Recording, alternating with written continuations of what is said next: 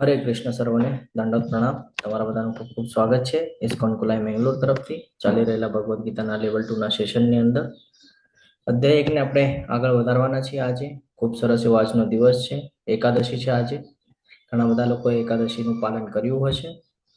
એકાદશીની ચર્ચા પણ આપણે ક્લાસના અંતે કરીશું. મારો અવાજ ક્લિયર આવે છે ને તમને? હરે કૃષ્ણ. યસ પ્રભુજી. ઓકે.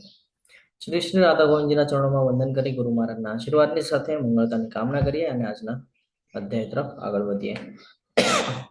ઓમ અજ્ઞાનતિમિરાંધસ્ય જ્ઞાનાંજન શલાકયા ચક્ષુરુન્મિલિતમ યેન તસ્મૈ શ્રી ગુરુવે નમઃ.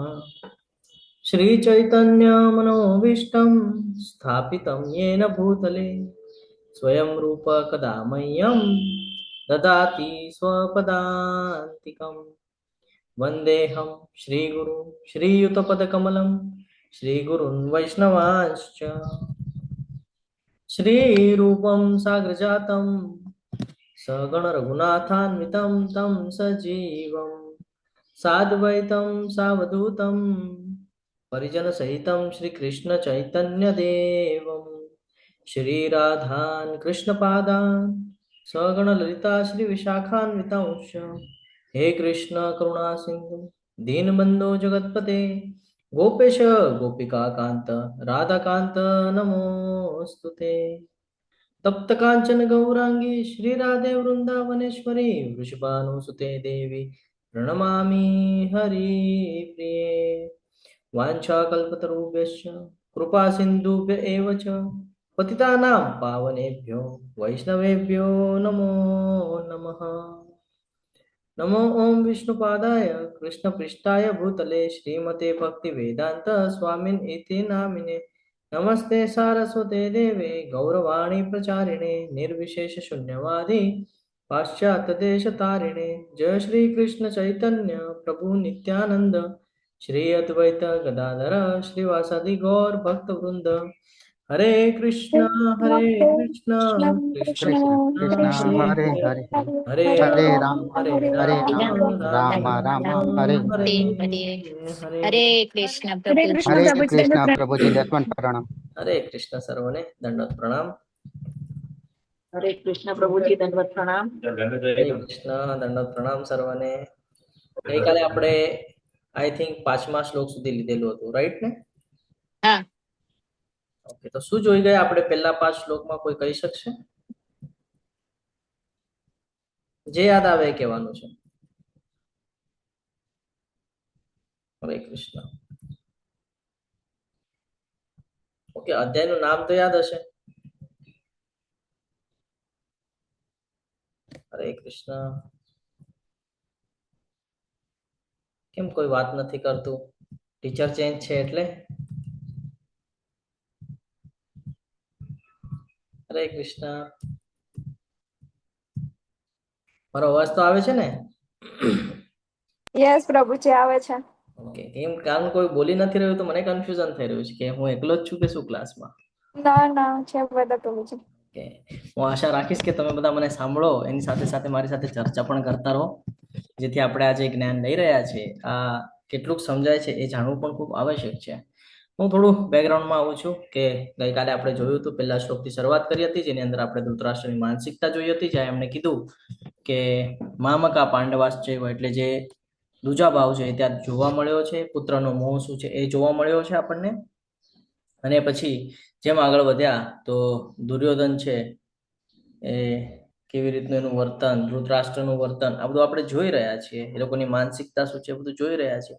કેવી રીતે દ્રોણાચાર્યને એ લોકો ઉત્સાહિત કરે છે, ક્રોધિત કરે છે કે જેથી એ એવું કંઈક નિર્ણય લે કે જેનાથી સામેવાળા જે રથી મહારથીઓ છે એ લોકો યુદ્ધમાં હારી જાય. એટલા માટે અલગ અલગનું નામ લઈ અને ઉચ્ચારણ કરી રહ્યા છે, જેની અંદર આપણે જોયું કે ભીમ, અર્જુન, હા, બધાના જ નામ લે છે. જેટલા મહાન મહાન જે યોદ્ધાઓ છે બધાનું જ નામ લે છે. આવું કરવાની પાછળ દુર્યોધનની માનસિકતા એ પ્રકારની હતી કે ઉપરથી જોવા જઈએ ને તો એ એમ દેખાતું હતું કે ભાઈ તૈયારીમાં છે યુદ્ધ કરવાના, પરંતુ અંદર ખાને જોવા જઈએ ને તો અંદરથી ડર હતો. આપણી સાથે પણ ક્યારેક ક્યારેક આવું થાય કે આપણે બતાડતા કાંઈક હોઈએ અને હોય કાંઈક અલગ. આવું દુર્યોધનનું અત્યારે સ્ટ્રક્ચર આપણે અહીંયા જોઈ રહ્યા છીએ. આંતરિક રીતે એને ભય હતો પાંડવોની સેનાને જોઈને કે એના એમાં બધા મહાન લોકો છે અને સૌથી મુખ્ય એટલે કૃષ્ણ. કારણ કે જે કાંઈ પણ મહાભારતની કથા તમે સાંભળો છો એની અંદરની જે વ્યવસ્થાઓ તમે જોશો તો ખબર પડશે કે ભગવાન શ્રી કૃષ્ણએ સમયે સમયે 5 પાંડવોને બચાવેલું છે. ઘણા બધા ઉદાહરણો છે, અસંખ્ય ઉદાહરણો આપણે આપી શકીએ છીએ. અને આ બધું મામા શકુનીને બધું ખબર હતી. તો શકુની મામા આ જે કૌરવોની ટીમ છે એને એક જ સંબોધન કરતા. શું સંબોધન કરતા ખબર છે? કે બાકી બીજા તો બધા ઠીક છે, પણ આ કૃષ્ણથી બચીને રહેજો. અને એને ખબર છે કે સામે પક્ષે કૃષ્ણ છે અને આપણે તો અધર્મના તરફ છીએ, કારણ કે ધર્મ તરફ તો હતા નહીં. અધર્મ કરે છે તો દ્રોણાચાર્ય છે એના ઉપર ગુસ્સો કરે છે કે તમારા ભૂલના લીધે આ બધું થઈ રહ્યું છે. તમે જો ભૂલ ન કર્યો, તમે જો દુષ્ટદુમ્નને જો આ જ્ઞાન ન આપ્યો હોત, અર્જુનને જો આ બધું જ્ઞાન ન આપ્યો તો આજે આપણે વિજય પ્રાપ્ત કરી લેત, આજે આપણે જીતી જાત. એવી રીતે અહીંયા સમજાવે છે, બોલી રહ્યા છે ક્રોધમાં આવીને. યુયુધાનની વાત કરે છે, સાત્યકીની વાત કરે છે, બરાબર છે. વિરાટની વાત કરે છે. આપણે જોયું કે વિરાટ કોણ છે, શું હતું, કેવી રીતે મદદ કરેલી હતી. આ બધું આપણને ગઈકાલના સેશનની અંદર જ્ઞાન પ્રાપ્ત થયું છે. તો દુર્યોધન દ્રોણાચાર્યને એમ કહેવા માંગે છે કે ભાઈ તમે આ બધું કમજોર કરી નાખ્યું છે ને, તો આપણે હતા બધા સ્ટ્રોંગ, પણ તમારી આ બધી મહાનતા તમે કરવા ગયા જેના લીધે આ બધું નુકસાન થઈ ગયું. એવી રીતે એમને ટોચીને બોલવાનું કામ કરી રહ્યા છે, એટલે એમને ક્રોધ આવે. જો આ સમજવું ખૂબ જરૂરી છે. આપણી સાથે પણ આવી બાબતો થાય છે. કોઈક આપણને એવા વેણ સંભળાવી દે કે જેનાથી આપણને ક્રોધ આવી જાય અને આપણે પછી ન કરવા જેવી બાબતો કરીએ છીએ. આ ઓળખવું ખૂબ જરૂરી છે જીવનની અંદર. ઘણી બધી સમય એવું આપણી સાથે થતું હોય છે કે કોઈ આવે અને આપણને ઉશ્કેરાવાનો પ્રયત્ન કરે છે. હવે આપણે ઉશ્કેરાવાનું છે કે નથી ઉશ્કેરાવાનું એ આપણને સમજાવવું ખૂબ જરૂરી છે. તો અહીંયા એવી જ કંઈક વર્તન જોવા મળે છે કે દુર્યોધન છે એ પાંડવોની જે કાંઈ પણ સેના છે, જે કાંઈ પણ યોદ્ધાઓ છે, એ લોકોની શક્તિઓને જોઈને સમજી ચૂક્યો છે કે ક્યાંક ને ક્યાંક આપણું આવી બન્યું છે. પરંતુ એને અહંકાર જુઓ કેટલો બધો છે. અહંકારને અંદર આવીને એ હજી અધર્મ કરે છે. જેના ગુરુ છે, જેની પાસેથી જ્ઞાન પ્રાપ્ત થાય, આપણે કોઈ દિવસે આપણા ગુરુને શિખામણ આપીએ કે જોયું છે? કોઈ દિવસે ગુરુ ઉપર ક્રોધ કરીએ કે ગુરુને શિખામણ? સ્કૂલમાં ગયા તો કોઈ દિવસે કર્યું આપણે એવી રીતે? કોલેજમાં ગયા તો કોઈ ટીચર પ્રિન્સિપલ ઉપર આપણે ક્રોધિત થયા? નથી થયા. તો આ અહીંયા સમજાવે છે કે અહંકાર એટલો બધો વધી ગયો ને કે આચાર્યનું માન પણ એનાથી રખવાતું નથી, રાખી શકતા નથી. અહીંયા આપણને સમજાય છે. આગળ વધીએ. આ શ્લોક આપણે ગઈકાલે લીધો છે તો પણ થોડું યાદ કરી લઈએ. દૃષ્ટકેતુશ્ચેકિતાન કાશીરાજશ્ચ વીર્યવાન પુરુજી કુંતીભોજશ્ચ શૈબ્યશ્ચ નરપુંગવ. તદુપરાંત દૃષ્ટકેતુ, ચેકિતાન, કાશીના રાજા નરેશ, પુરુચિત અને કુંતીભોજ તથા શૈબ્ય, આ બધા મહાન શક્તિશાળી યોદ્ધાઓ પણ છે. એવી રીતે બધા એના નામ ઉચ્ચારે છે. નામ એટલા માટે ઉચ્ચારે છે કે આ બધા કંઈક મહત્વની ભૂમિકામાં હતા. કઈ ભૂમિકા હતા? તો દુષ્ટકેતુ છે એ શિશુપાલના પુત્ર હતા, જેઓ પાંડવોથી લડ્યા હતા. શિશુપાલ ખાલી ભગવાન કૃષ્ણના વિરુદ્ધ હતા, પાંડવોના વિરુદ્ધ નહોતા. મોટા યુદ્ધની અંદર જે દ્રોણાચાર્ય છે એ દુષ્ટકેતુનો વધ કરે છે. ચેકિતાન છે એ વૃષ્ણવંશીઓમાંના એક યાદવ છે, ખૂબ જ પરાક્રમી છે અને પાંડવ સેનાના ચીફ હતા. ચીફ એટલે કે સેનાનાયક. કાશીના રાજા નરેશ એ પણ પાંડવના પક્ષે લડ્યા હતા, જ્યારે કે પુરુજીત અને કુંતીભોજ આ બંને કુંતીજીના ભાઈ હતા. શૈબ્ય જે છે એ મહારાજ યુધિષ્ઠિરના સસરા અને તેમજ તેમની પુત્રી જે છે એમના લગ્ન યુધિષ્ઠિર મહારાજ સાથે થયા હતા. એને નરપુંગવ તરીકે પણ ઓળખવામાં આવે છે અને પુરુષોમાં સૌથી શ્રેષ્ઠ છે. સૌથી પરાક્રમી યોદ્ધા, શક્તિશાળી યોદ્ધા તરીકે આપણે એમને જોઈએ છીએ, જેનું નામ છે શૈબ્ય. આગળ વધીએ તો કે છે પરાક્રમી યુધામન્યુ. શું શબ્દ વાપર્યો છે? પરાક્રમી યુધામન્યુ. અત્યંત શક્તિશાળી ઉત્તમોજા, સુભદ્રાનો પુત્ર અને દ્રૌપદીના પુત્રો એ બધા જ મહારથીઓ છે. હવે અહીંયા શું બતાડી રહ્યા છે? કોણ કહેશે? અહીંયા શું સમજવા જેવું લાગી રહ્યું છે? હરે કૃષ્ણ. થોડી ચર્ચા કરીએ પછી આગળ વધીએ. શું કરે છે? હરે કૃષ્ણ. દુર્યોધન શું કરી રહ્યો છે? આ બધાના નામ શું કામ લઈ રહ્યો છે? જરૂરત છે આ બધાના નામ લેવાની? શું કામ નામ લઈ રહ્યો છે?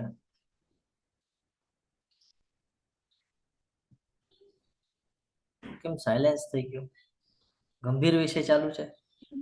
હરે કૃષ્ણ પ્રભુજી. એવું કહી શકાય કે એ બધા કહેવાય ને એટલા માટે નામ લીધા એ બધા જતા ના રહે, એટલે પછી આગળ બીજા બધાના બી નામ લેશે, જે પણ આ કહેવાય તો ને બધા બીજા પાંડવોના ટીમના છે. અચ્છા, સામે વાળા, હા નહીં. અચ્છા, તો સમજાવું છું. જો આવા રીતે પ્રશ્ન થવા ખૂબ જરૂરી છે. પ્રશ્ન થશે ને તો એના આન્સર મળશે, નહીં તો આન્સર નહીં મળે. હું તો મારા ફ્લોમાં બોલીને પૂરું કરી નાખીશ ક્લાસને 1.5 કલાકમાં, પણ તમને સમજાશે નહીં તો પછી ઉપયોગ શું ક્લાસ કરીને, છે ને?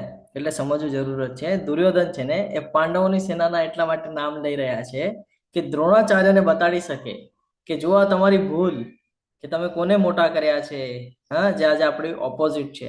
સામેવાળી સેના જે દેખાઈ રહી છે ને, આ કોઈ સાધારણ સેના નથી કહી રહ્યા છે, શક્તિશાળી સેના છે અને એમાં મહારથી છે.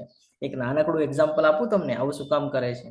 જો કોઈ આપણી સાથે ઊભું હોય અને આપણને કે આ તારી કરતા વધારે હોશિયાર છે, આ તારી કરતા વધારે લાયકાત ધરાવે છે, આપણને અંદરથી ગુસ્સો આવે કે ના આવે?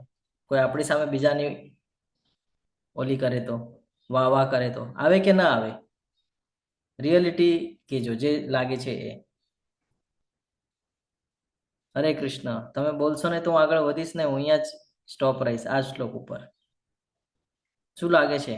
જો હું તમારી સામે કોઈ બીજાની ઉપાસના કરું, એમ કહું કે ભાઈ આ તો બહુ સરસ છે, તારી કરતા બહુ સારો છે, ટેલેન્ટેડ છે, તો તમને અંદર થાય ને યાર, ફ્રેન્ડ મારો છે કે એનો છે, ટીમમાં મારા છે કે એના છે? આવું થાય ને. અને આપણને ક્રોધ ચડે ને, બસ એ જ કરવા માંગે છે. કે ઓલા દ્રોણાચાર્ય જ્યાં સુધી ક્રોધિત નહીં થાય ને ત્યાં સુધી કામ નહીં થાય દુર્યોધનનું. એટલે દુર્યોધન યુક્તિ કરે છે, મગજથી કામ કરી રહ્યા છે. ક્રોધ આવે એની માટેના સતત પ્રયાસ કરી રહ્યા છે આ લોકોના નામ લઈને. દુર્યોધન પોતે તો અસુરક્ષિતતા અનુભવે છે, ભયની અંદર ઓલરેડી છે, ચિંતા વ્યક્ત તો થઈ રહી છે અંદરથી, પણ બારે બતાડી નથી રહ્યા. તો આ સમજવું ખૂબ જરૂરી છે. અહીંયા અભિમન્યુને બધાના નામ લીધા છે, તો કેવી રીતે નામ લીધા છે ખબર છે? હરે કૃષ્ણ. સુભદ્રાનો પુત્ર. કેમ સીધું કહી શકતા હતા ને અભિમન્યુ? શું કામ સુભદ્રાનો પુત્ર નામ લીધું છે? ત્યાં પણ દ્રુપદ પુત્રેણ, હા, કહી શકતા હતા દુષ્ટધુમ છે, એ તમારી સામે ઉભો છે, જેને તમે નિપુણતાથી શીખવાડો. અહીંયા પણ સુભદ્રાનું નામ લે છે. આ સમજવું ખૂબ જરૂરી છે કે વાક્ય રચના કેવી વાપરે છે, શબ્દ રચના કેવી વાપરે છે કે સામેવાળા ઉપર એનો અસર થાય. આવી જ રીતે આપણી સાથે પણ થાય છે કે નથી થતું? હરે કૃષ્ણ. પ્રભુજી. થાય છે પ્રભુજી. આ સમજવું ખૂબ જરૂરી છે કે આપણને પણ આવી જ રીતે ઉશ્કેરાવવામાં આવે છે, એવા શબ્દ બોલવામાં આવે છે કે જે શબ્દ સાંભળ્યા પછી આપણને ક્રોધ આવી જાય અને આપણે ન કરવા જેવી બાબતો કરી લઈએ છીએ. બીજી અહીંયા મહત્વની બાબત શીખવા જેવી એ છે આ શ્લોકની અંદર કે કોઈ પણ વ્યક્તિને બારેથી જોઈને એનો અંદાજો લગાડી શકાય નહીં. બારેથી જોઈને કોઈ દિવસે એને અંદાજો લગાડી શકાય નહીં. ખૂબ સરસ એક ઉદાહરણ આપણે લેતા હોઈએ છીએ કે સવારના ક્લાસમાં પણ લેવામાં આવ્યું હતું કે સિવિલ ડ્રેસ પર પોલીસ હોય, ખબર છે તમને?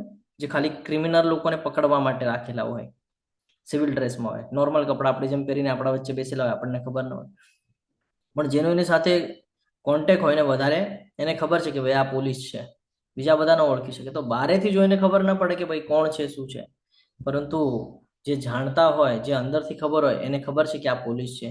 એવી જ રીતે ભૌતિક શક્તિ હોવા પછી પણ જો આપણે ભગવાનના આશ્રયમાં ન હોઈએ તો એ આપણું અહંકાર અને આપણને નુકસાનના માર્ગ ઉપર લઈ જાય છે. આનો અર્થ શું છે કે જ્ઞાન હોવું જરૂરી છે, પણ યોગ્ય જ્ઞાન હોવું વધારે જરૂરી છે.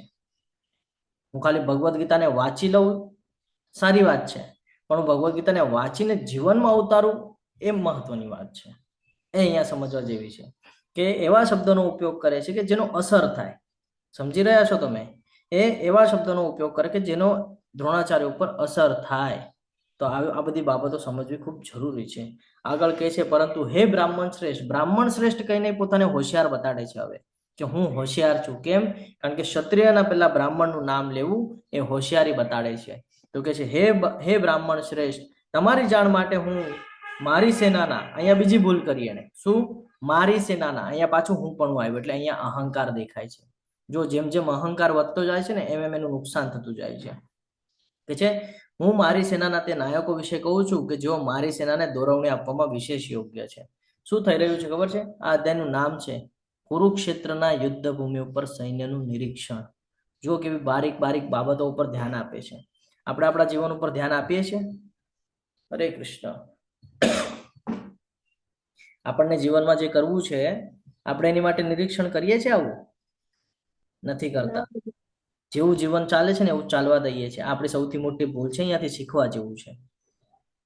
કે એક તો સૌથી પહેલી વાત કે બધાથી બચીને રહેવાનું છે. ક્યાં કોણ કેવી રીતે આપણી સાથે કરશે આપણને ખ્યાલ નથી, એની માટે બુદ્ધિશાળી હોવું જરૂરી છે, પણ એ બુદ્ધિ યોગ્ય જગ્યા ઉપર હોવી જરૂરી છે. બરાબર છે.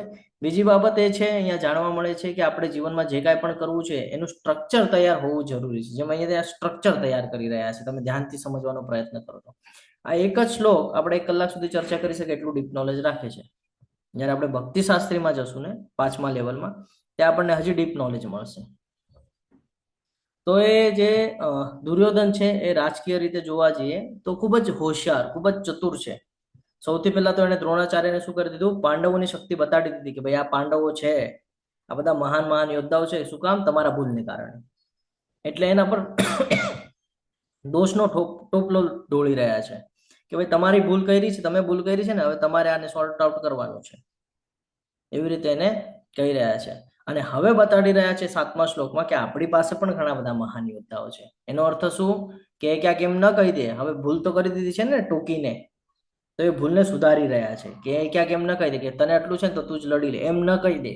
એટલા માટે હવે યુક્તિ કરી છે. શું કીધું છે? બ્રાહ્મણ શ્રેષ્ઠ. આની પહેલા તો એ શું કહેતા હતા?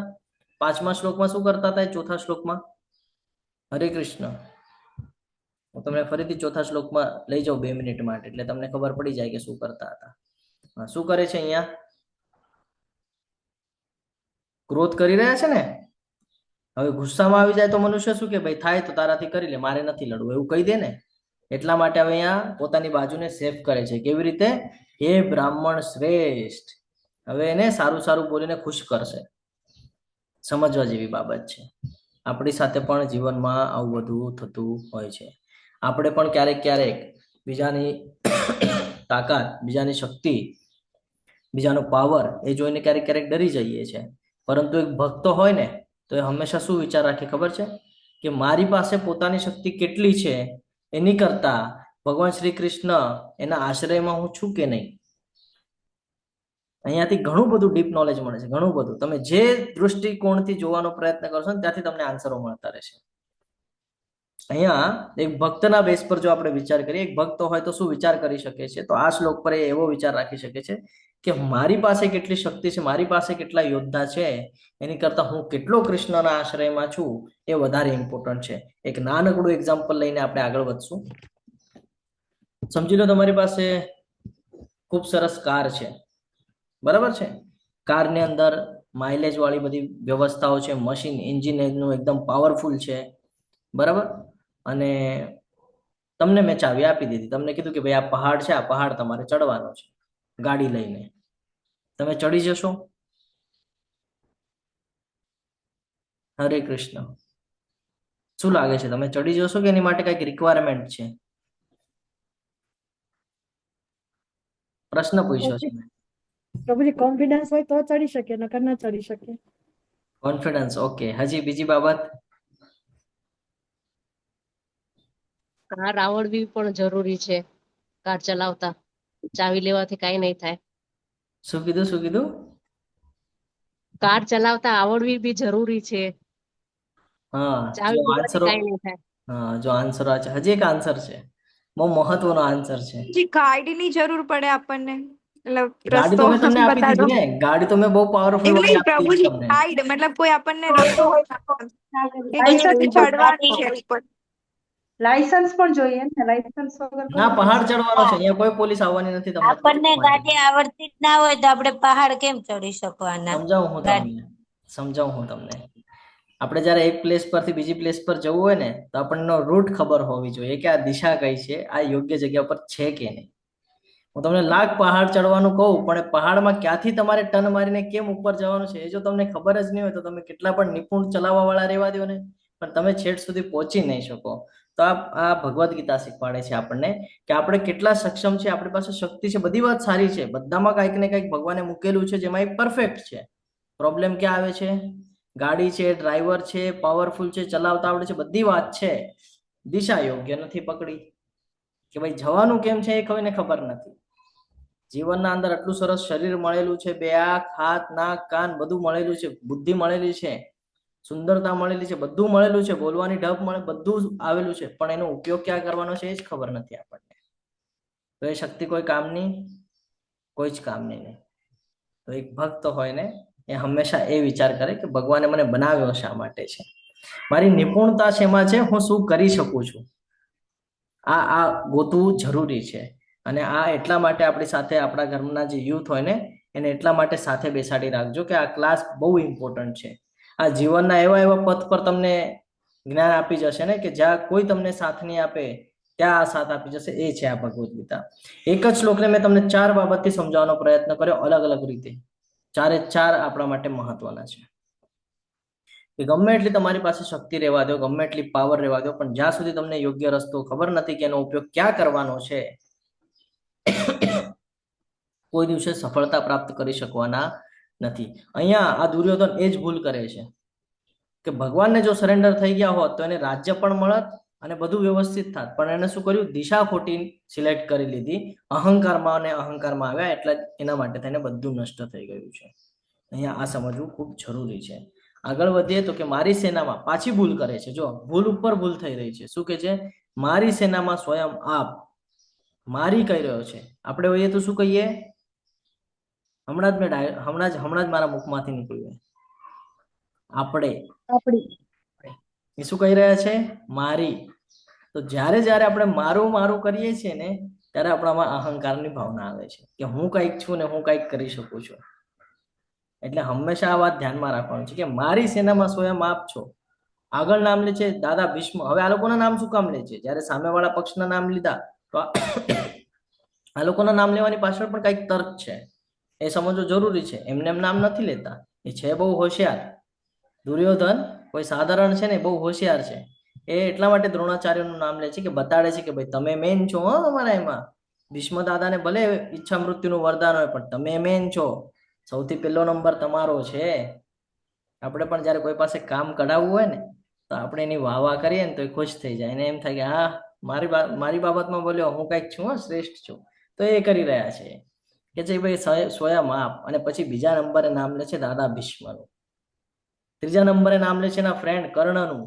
ચોથા નંબરે નામ લે છે કૃપાચાર્ય. પાંચમા નંબરે નામ લે છે અશ્વત્થામા. અને છઠ્ઠા નંબરે નામ લે છે વિકર્ણ. આ જેટલા પણ યોદ્ધાઓ છે ને આ બધામાં કંઈક ને કંઈક મહાનતા છે.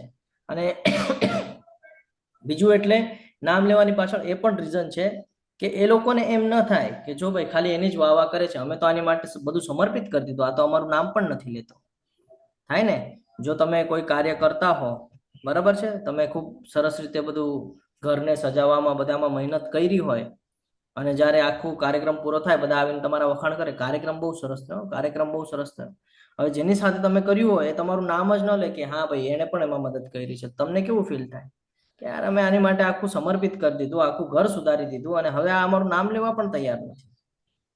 શ્રેય એકલા લઈ જાય છે, શ્રેય આપવા પણ તૈયાર નથી. આપણને થાય ને, સેમ એજ અહીંયા છે કે કૃપાચાર્ય છે, અશ્વત્થામા છે, આ પણ બહુ મહાન લોકો હતા, કોઈ સાધારણ હતા નહીં. વિકર્ણનું નામ એટલા માટે લેવામાં આવે છે, એને ખબર છે કે આ વિકર્ણ છે એકમેવ એવા છે જેણે દ્રૌપદીના વસ્ત્રહરણના સમયે વિરોધ નોંધાવ્યો હતો.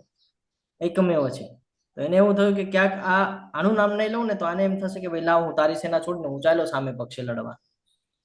શું કે છે, ભાઈ તમારી સેનામાં મને ઇન્ટરેસ્ટ નથી, તમે તો મારું નામ પણ નથી લેતા, હું ચાલ્યો સામેના ટીમમાં રમવા માટે. એટલે એનું નામ લઈ લે છે. તો આ સમજવું ખૂબ જરૂરી છે. સોમદત્ત નો પુત્ર ભૂરિશ્રવા એવા મહાન પુરુષો છે કે જેઓ યુદ્ધમાં હંમેશા વિજયી રહ્યા છે. આ જેટલા પણ યોદ્ધાઓ છે ને આ બધા શ્રેષ્ઠ યોદ્ધાઓ છે, કોઈ દિવસે કોઈ હાયરા નહોતા. અને એને કે છે કે તમારા જેવા મહાન યોદ્ધા હોય તો પછી આપણે, એટલે એમની શક્તિ બતાડી રહ્યા છે કે ભાઈ તમે છો ને દ્રોણાચાર્ય, તો એટલે ચિંતા કરવાની કોઈ આવશ્યકતા છે નહીં. એટલે એ લોકોને તૈયાર કરી રહ્યા છે, ઉત્સાહ નિર્માણ કરી રહ્યા છે કે ભાઈ તમે બધા છો તો પછી આપણે શું ચિંતા કરવાની છે. સામેવાળો ભલે બહુ શ્રેષ્ઠ રહ્યો, ભલે બહુ તાકાતવર રહ્યો, એને શીખવાડવા વાળા તો તમે જ છો ને, તમે તો આપણી તરફથી છો. એવા અનેક વીરો પણ છે કે જેઓ મારા માટે પોતાનું જીવન તજવા તત્પર છે. ચોથી ભૂલ શું કર્યું? ત્યક્ત્ય જીવિતા, કે મારા માટે પોતાનું જીવન તજવા તત્પર છે. આ બધી ભૂલો, આ નોટ ડાઉન કરવાનું છે. આપણા જીવનમાં પણ થાય આવું. આ બધી ભૂલો કરી રહ્યા છે. તેઓ વિવિધ પ્રકારના શસ્ત્રોથી સુસજ્જ છે અને યુદ્ધ વિદ્યામાં નિષ્ણાત છે. એટલે અહીંયા સમજવા જેવી બાબત છે આપણે કે અત્યારનું એક ઉદાહરણ લઈએ. હા, તો આપણે એમ સમજીએ કે કોઈ પાસે એક બહુ મોટી ટીમ છે, સમજી લો કે 100 લોકો છે, સમજી લો, એક એક્ઝામ્પલ આપું છું, અને આપણી માટે કામ કરવા તૈયાર છે, બરાબર છે. આપણી પાસે પૈસા પણ છે, સાધનો પણ છે, શક્તિ છે, કોઈ હરાવી શકે નહીં એવું બધું છે. હા, બીજા લોકો પાસે બહુ ઓછા લોકો છે, સામેવાળા ટીમ પાસે. એટલે હું પોલિટિશિયનની વાત કરું છું કે ઇલેક્શન આવ્યું છે, સમજી લો આપણી પાસે 100 લોકો છે ને આપણે લડવાનું છે 100 લોકોમાં. સામેવાળા લોકો પાસે 50 જ લોકો છે, બરાબર છે. હવે અહીંયા જાણવા યોગ્ય શું છે ખબર છે આ બંને ટીમમાં? કે આ બંને ટીમમાં જે મહાન યોદ્ધાઓના નામ લીધા છે ને, આ યોદ્ધાઓનું બેકગ્રાઉન્ડ જાણવું બહુ જરૂરી છે. આપણા જીવનમાં પણ જેટલા લોકોને આપણે નજીક લઈએ છીએ ને સક્સેસ થવા માટે, એ લોકોનું બેકગ્રાઉન્ડ જ આપણે કોઈ દિવસે જોતા નથી, અને જેમ આવે એમ આપણે આવવા દો આવવા દો આવવા દો એવું કરીએ છીએ. કોઈ દિવસે નથી કરવાનું. સંઘની બહુ મહત્વની ભૂમિકા છે. જેમ જેમ આપણે આગળ વધશું ને એમ આપણને ખબર પડશે કે સંઘની શું ભૂમિકા છે. તો આ સમજવું જરૂરી છે કે જે ઓછા લોકો છે ને એ લોકો સાચા નેતૃત્વથી ચાલે છે, યોગ્ય માર્ગદર્શન હેઠળ ચાલે છે, એ લોકોનો દિશાદર્શક કોઈ તો પણ છે. પાંડવોની જો વાત કરીએ આપણે, ફરીથી આમાં આવી જઈએ આપણે ભગવદ્ ગીતાની અંદર. પાંડવોની જો વાત કરીએ, ઓછી અક્ષૌણી સેના હતી, 7 જ અક્ષૌણી સેના હતી, 5 જ પાંડવો હતા, બરાબર છે. પણ એની સાથે કોણ હતું? શ્રી કૃષ્ણ. યોગ્ય ગાઈડલાઈન આપવા માટે એક વ્યક્તિ ઉપસ્થિત છે ત્યાં, એક એવી વ્યક્તિ જે પૂર્ણ પુરુષોત્તમ પરમેશ્વર છે પણ એક સાધારણ મનુષ્યની જેમ ત્યાં ઉપસ્થિત છે. એટલે એ લોકો માટે એક વ્યક્તિ તરીકે ત્યાં દ્રષ્ટિપાત થાય છે શ્રી કૃષ્ણ, બરાબર છે. આ લોકો આગળ કેટલી પણ શક્તિ છે. હમણાં જ આપણે એક ઉદાહરણ લીધું ગાડનું, કે આપણે આગળ બધું હોવા પછી પણ જો આપણને યોગ્ય ગાઈડલાઈન આપવા વાળું કોઈ હશે નહીં ને તો આપણને ખબર નથી પડતી કે આપણે શું કરવું જોઈએ ને શું ન કરવું જોઈએ. આ બહુ મહત્વનું છે. જેટલા પણ યુથ વાળા જો અહીંયા કોઈ અવેલેબલ હોય અને જેના ઘરમાં પણ યુથ બેચ વાળા જે સ્ટુડન્ટ હોય એની માટે બહુ જરૂરી છે કે એને જ્યાં સુધી યોગ્ય ગાઈડલાઈન નહીં મળે ને, એના અંદર શું છે ને એને ન ખબર હોય, એની સાથે જે રહેતા હોય ને એને ખબર હોય કે એની અંદર શું ક્ષમતા છે, એ શું કરી શકે છે, એની અંદરના ગુણો શું દર્શાવે છે. હવે ફોર એક્ઝામ્પલ હું તમને મારું જ એક્ઝામ્પલ આપી દઉં. ફોર એક્ઝામ્પલ હું છું પોલિટિશિયન લાઈનથી, બરાબર છે. હવે પોલિટિશિયન વાળા હોય એટલે રજોગુણ વાળા હોય, તમોગુણ વાળા હોય, આ જ માનસિકતા હોય પોલિટિશિયન લોકોની, બરાબર છે. જ્યારે હું ઇસ્કોન સાથે જોડાણો તો પ્રભુજીએ ધીરે ધીરે મને, હું જે પ્રભુજીના ક્લાસમાં જોડાયો હતો એ પ્રભુજી રાતના 8 વાગે ક્લાસ લે છે, બરાબર, હિઝ ગ્રેસ જીતેન્દ્રિય ગોપેશ પ્રભુજી. તો એમણે શું કર્યું, આવી જ રીતે હું ક્લાસમાં જોડાનો, ધીરે ધીરે કરીને પછી મને ફોન કર્યો, મને કે પ્રભુજી તમારે આ વાંચવું જોઈએ, પ્રભુજી તમારે ઓલું વાંચવું જોઈએ, આમાં ધ્યાન આપો, ઓલામાં ધ્યાન. એવી રીતે કરીને એમણે મારા અંદરની જે ક્વોલિટી છે ચેક કરી લીધી કે શું છે એક્ઝેક્ટલી. એમણે પછી ધીરે ધીરે મને માર્ગ બતાડ્યો કે કયો માર્ગ છે. પછી એની ચકાસણી કરી. ચકાસણી કેવી રીતે કરી? તો પ્રભુજી તમારે એક સિચ્યુએશન એવી છે કે તમારે કિડ્સ બેચ લેવી પડશે, છેલ્લા 6 અધ્યાય છે લેવા પડશે. કિડ્સ બેચ આપી દીધી. હવે કિડ્સ બેચ કરી તો ખબર પડી કે ભાઈ કરી શકે છે. યુથ બેચ આપી દીધી, યુથ બેચમાં પણ નિપુણ થઈ ગયા. એડલ્ટ બેચ આપી દીધી, લેવલ 1 થઈ ગયું, લેવલ 2 લેવાનું ચાલુ કરો, લેવલ 2 થઈ ગયું, લેવલ 3 લેવાનું ચાલુ કરો. તો એક પછી એક યોગ્ય માર્ગ બતાડ્યો એમને કે ભાઈ તારી અંદર જે ક્વોલિટી છે ને એ આ ક્વોલિટી છે અને તારે એનો ઉપયોગ ભગવાનની સેવામાં કરવાનો છે. આ બહુ મહત્વનું છે. કારણ કે 2.14 ની અંદર ભગવાન કહે છે, નેહા વિક્રમના આસુસ્તિ પ્રત્યવાયોનો વિદ્યા સ્વલ્પમ અપ્યસ્ય ધર્મસ્ય ત્રાયતે મહત્વયાત. ભગવાન માટે કરેલી નાનામાં નાની સેવા પણ વ્યર્થ જતી નથી. તો એમણે યોગ્ય માર્ગ બતાડ્યો. તમારી પાસે શું શક્તિ છે આપણે નથી ઓળખી શકતા, આપણી પાસે શું શક્તિ છે. આપણને ગાઈડલાઈન કરવા માટે યોગ્ય ગુરુના સાનિધ્યમાં રહેવું જરૂર છે. તો આ સમજવું ખૂબ જરૂરી છે. એટલે આપણા જે બાળકો છે ને એને નાનપણથી આ જ્ઞાન આપવું જોઈએ કે તારી અંદરની ક્વોલિટી ખાલી તારા ગુરુ ઓળખી શકે છે. તો ગુરુ એવા સિલેક્ટ કરો ને કે જે તમને યોગ્ય માર્ગ બતાડે. બાકી તમારી પાસે કેટલું પણ રહેવા દો જ્ઞાન, જો એ જ્ઞાન યોગ્ય જગ્યાએ તમે ઉપયોગ નહીં કરો તો કોઈ લાભ નથી. હું એક એક્ઝામ્પલ હજી લઈ લઉં કે સમજો મને ભગવદ્ ગીતાના અમુક શ્લોકો યાદ હોય, મને ભગવદ્ ગીતા સમજાતી હોય, ભગવદ્ ગીતાનું જીવનમાં જીવતો પણ હું તમારી સાથે ચર્ચા જ ન કરું, શું થશે? જ્ઞાન પડ્યું ડબલ થવાનું છે? નથી થવાનું. હવે હું તમને લાભ કહું, એ જ્ઞાનનો લાભ કહું કે મને હવે આ સેવા મળી ગઈ, હું તમારી સાથે સેવા કરી રહ્યો છું, તમારી સાથે ચર્ચા કરી રહ્યો છું. શું થાય છે ખબર છે? તમે તૈયાર થાવ છો કે નહીં એ પછીની વાત છે, પણ હું પોતે તૈયાર થાવ છું. મારું માઇન્ડ રિફ્રેશ થયા કરે છે સમયે. આ જે ઉદાહરણો હું તમને આપું છું ને આ એની વેળે મારા મગજમાં આવી રહ્યા છે ને હું તમારી સાથે શેર કરી રહ્યો છું. ક્યારે? જ્યારે હું તમારી સાથે શેર કરું છું આ જ્ઞાનને ત્યારે. એટલે જ્ઞાનનું આ મહત્વ છે કે જેટલું આપો ને એટલું વધે, જેટલું આપો ને એટલું વધે. તો આપણે આપણા બાળકોને આ જ્ઞાન આપવું ખૂબ જરૂરી છે કે ક્યાં કેવી રીતે આપણે ધ્યાન આપવું જોઈએ. આગળ વધીએ તો કે આપણું સૈન્ય બળ અમાપ છે. આપણે સૌ પિતામહ ભીષ્મ દ્વારા પૂર્ણપણે રક્ષાયેલા છે. હવે ભીષ્મ પિતામહની પાછળ લાગી ગયા. શું કામ લાગી ગયા? ખબર છે કે ભાઈ ત્યાં બ્રાહ્મણ શ્રેષ્ઠ કહી દીધું છે તો ભીષ્મ પિતામહને ક્યાંક ગુસ્સો ન આવે. આવો પ્રોબ્લેમ થાય આપણને જ્યારે અહંકારમાં આપણે ભૂલો પર ભૂલો કરીએ ને, પછી આવું થાય. હવે આનું મન રાખવું કે આનું મન રાખવું, આનું રાખીશ તો આને નુકસાન, આનું રાખીશ તો આને નુકસાન, આમાં ફસાઈ જઈએ આપણે. એટલે જે સત્યતા છે ને, સત્યતાને પકડીને ચાલવું જરૂરી છે. તો કે છે આપણે બધા પિતામહ ભીષ્મ દ્વારા પૂર્ણપણે રક્ષાયેલા છીએ, જ્યારે પાંડવોનું સૈન્ય બળ ભીમ દ્વારા સારી રીતે રક્ષાયેલું હોવા છતાં સીમિત છે. કેમ?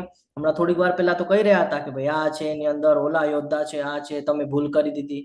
5 મિનિટ પહેલાની જ વાત કરું તમને, 10 મિનિટ પહેલાની. શું કરતા હતા 10 મિનિટ પહેલા? ક્રોધ દેવડાવતા હતા. કોને? દ્રોણાચાર્યને, કે તમે ભૂલ કરી દીધી, તમે એને બહુ શ્રેષ્ઠ બનાવી દીધું, એમ કહેતા હતા. અને હવે અહીંયા શું કહે છે કે ભાઈ એનું તો બધું સીમિત છે, આપણે આગળ તો મહાન યોદ્ધા છે. તો આ ચતુરાઈના લક્ષણ છે આ બધા.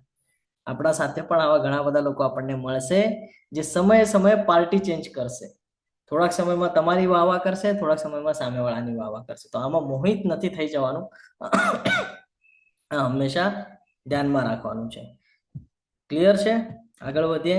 જો જ્યાં કૃષ્ણ છે ત્યાં હંમેશા વિજય છે, આ આપણે સમજીએ. હવે માટે સૈન્ય વ્યૂહમાં પોતપોતાના મોખરના સ્થાનો પર રહીને આપ સૌ પિતામહ ભીષ્મની પૂરેપૂરી સહાયતા કરજો. હવે કોને ટાર્ગેટ કરે છે? ભીષ્મ પિતામહને. શું કામ? કારણ કે દાદા ભીષ્મને તો વરદાન છે ને ભાઈ, ઈચ્છા મૃત્યુનું. તો જ્યાં સુધી દાદા ભીષ્મ છે ત્યાં સુધી આપણે ચિંતા કરવાની જરૂરત નથી. એટલે તમે બધા ફોકસ ક્યાં કરજો? પેલા યોદ્ધાઓને પછી મારજો, પેલા આને અહીંયા સેફ કરજો. શું કે છે? ભીષ્મ પિતામહને સેફ કરજો, ઓલા યોદ્ધાઓને ભલે પછી મારશો તો ચાલશે, પણ આ જ્યાં સુધી છે ને ત્યાં સુધી આપણે ચિંતા કરવાની જરૂર નથી. આપણે તો વિન છીએ. ઓવર કોન્ફિડન્સમાં જઈ રહ્યા છે. જો ધ્યાનથી તમે સમજો ભગવદ્ ગીતાને તો ઓવર કોન્ફિડન્સમાં છે અત્યારે, કે ભાઈ ખાલી આ છે ને એટલે ચિંતા કરવાની જરૂર નથી. પણ એને એ ખબર નથી કે સામે કોણ છે. સામે કૃષ્ણ છે. અશક્ય વસ્તુ એ શક્ય કરી નાખે છે. અને આના એને ઓલરેડી પરચા ખબર છે બધા, તો પણ એવી રીતે વર્તન છે. આગળ કે છે ત્યારે કુરુવંશના મહાપ્રતાપી વયોવૃદ્ધ વડીલ પિતામહ ભીષ્મ. હવે જુઓ, એ ભીષ્મ પિતામહનું નામ લે છે ને, તો ભીષ્મ દાદાને ખબર છે કે આ મને ફુલાવી રહ્યો છે, મારી વાહવા કરે છે, એટલે આ કદાચ મારી પાસે આવી શકે. તો એ આવશે તો ભીષ્મ દાદાને એક આદત હતી આશીર્વાદ આપવાની. કોઈ પણ આવે ને તો કે ભાઈ આયુષ્યમાન ભવ અને વિજયી ભવ, આવા બે આશીર્વાદ હંમેશા. તમે જો મહાભારત પણ વાંચશો ને તો એમાં આવે છે. આ બે લાઈન એમની ફિક્સ છે. જોયું? હવે અંતર થકી તો પાંડવો તરફ હતા ને. અર્જુન તો એનો લાડકો છે. જો તમે મહાભારત સાંભળો તો ખબર પડે, અર્જુન લાડકો છે એનો. તો અંદરથી તો એ ત્યાં છે, ભલે શરીરના બેઝ પર અહીંયા છે. અહીંયા શું કામ છે? તો એને એવું પ્રતિજ્ઞા લીધી છે કે ભાઈ હું મારા રાજ્ય સાથે એકનિષ્ઠ રહીશ, કોઈ પણ રાજા હોય તો. એટલે એ ત્યાં ઉપસ્થિત છે, પણ અંદર થકી એ ત્યાં છે. તો આપણી સાથે પણ આવી સિચ્યુએશન થાય કે આપણા આજુબાજુમાં એવી પરિસ્થિતિ નિર્માણ થાય કે આપણે એની સાથે રહેવું પડે, પણ આપણે એવું કૃત્ય નથી કરવાનું. એ અહીંયાથી શીખવા જેવું છે કે ગમે એવી પરિસ્થિતિ હોય ને, આપણે ત્યાં ભલે ઉપસ્થિત હોઈએ, પણ આપણે કોઈ એવું કૃત્ય કરવાનું નથી જેનાથી આપણે પાપના ભાગી બનીએ. તો તમે જુઓ એ શું કરે છે, કેવી રીતે છટકે છે ને. આ શીખવા જેવું છે ને, આપણે સાથે લઈ જવા જેવું છે. શું કરે છે સાંભળજો. હવે કુરુવંશના મહાપ્રતાપી વયોવૃદ્ધ વડીલ પિતામહ ભીષ્મ સિંહની ગર્જના જેવો ઘોષ કરનારો પોતાનો શંખ ફૂંકીને ઉચ્ચ સ્વરે શંખનાદ કર્યો, જેનાથી દુર્યોધન બહુ હર્ષ પામ્યો. મૂર્ખ છે ને, અહીંયા શંખનાદ કરી દીધો. એને એમ થયું કે ભાઈ આપણે કાંઈ બોલવાની જરૂર નથી, ભીષ્મ પિતામહ તો પહેલા જ રેડી છે યુદ્ધ કરવા માટે. આજો શંખ ફૂંકી નાખ્યો. આ સમજવા જેવી બાબત છે કે એ સિચ્યુએશન બદલી રહ્યા છે કે આ મારી પાસે આવે નહીં. આપણે પણ એવી રીતે ધ્યાન રાખવાનું છે કે આપણને આવી રીતે ફુલાવા વાળા લોકો આવે ને, એને ઓલરેડી દૂર રાખવાના છે આવી વૃત્તિઓ કરીને. જેવો શંખ ફૂકે છે ઓલાને તો એમ ઓલો તો ખુશ થઈ જાય છે કે જો પિતામહ ભીષ્મ, અરે આપણા બધા કરતા એક્ટિવ છે, એ તો તરત શંખ ફૂકી દીધો, તરત એક્ટિવ થઈ ગયા. અને જેવો એમણે શંખ ફૂક્યો કે એક પછી એક શંખ ફૂંકાયા ગયા, જોર જોરમાં વાતાવરણ તૈયાર થઈ ગયું. ત્યાર પછી શંખ, નગારા, તુરાઈ, રણશિંગા બધું એક સાથે વાગવા લાગ્યા, જેનો સંયુક્ત વાઘઘોષ બહુ ઘોંઘાટ ભર્યો હતો. જોર જોરમાં નગાડા અને બધું એકદમ અવાજ અવાજ અવાજ અવાજ અવાજ થવા માંડ્યો. બીજી બાજુએ અર્થાત સામા પક્ષે શ્વેત અશ્વો શ્વેત અશ્વો જોડેલા વિશાળ રથમાં વિરાજમાન ભગવાન કૃષ્ણ અને અર્જુને પોતપોતાના દિવ્ય શંખ ફૂક્યા.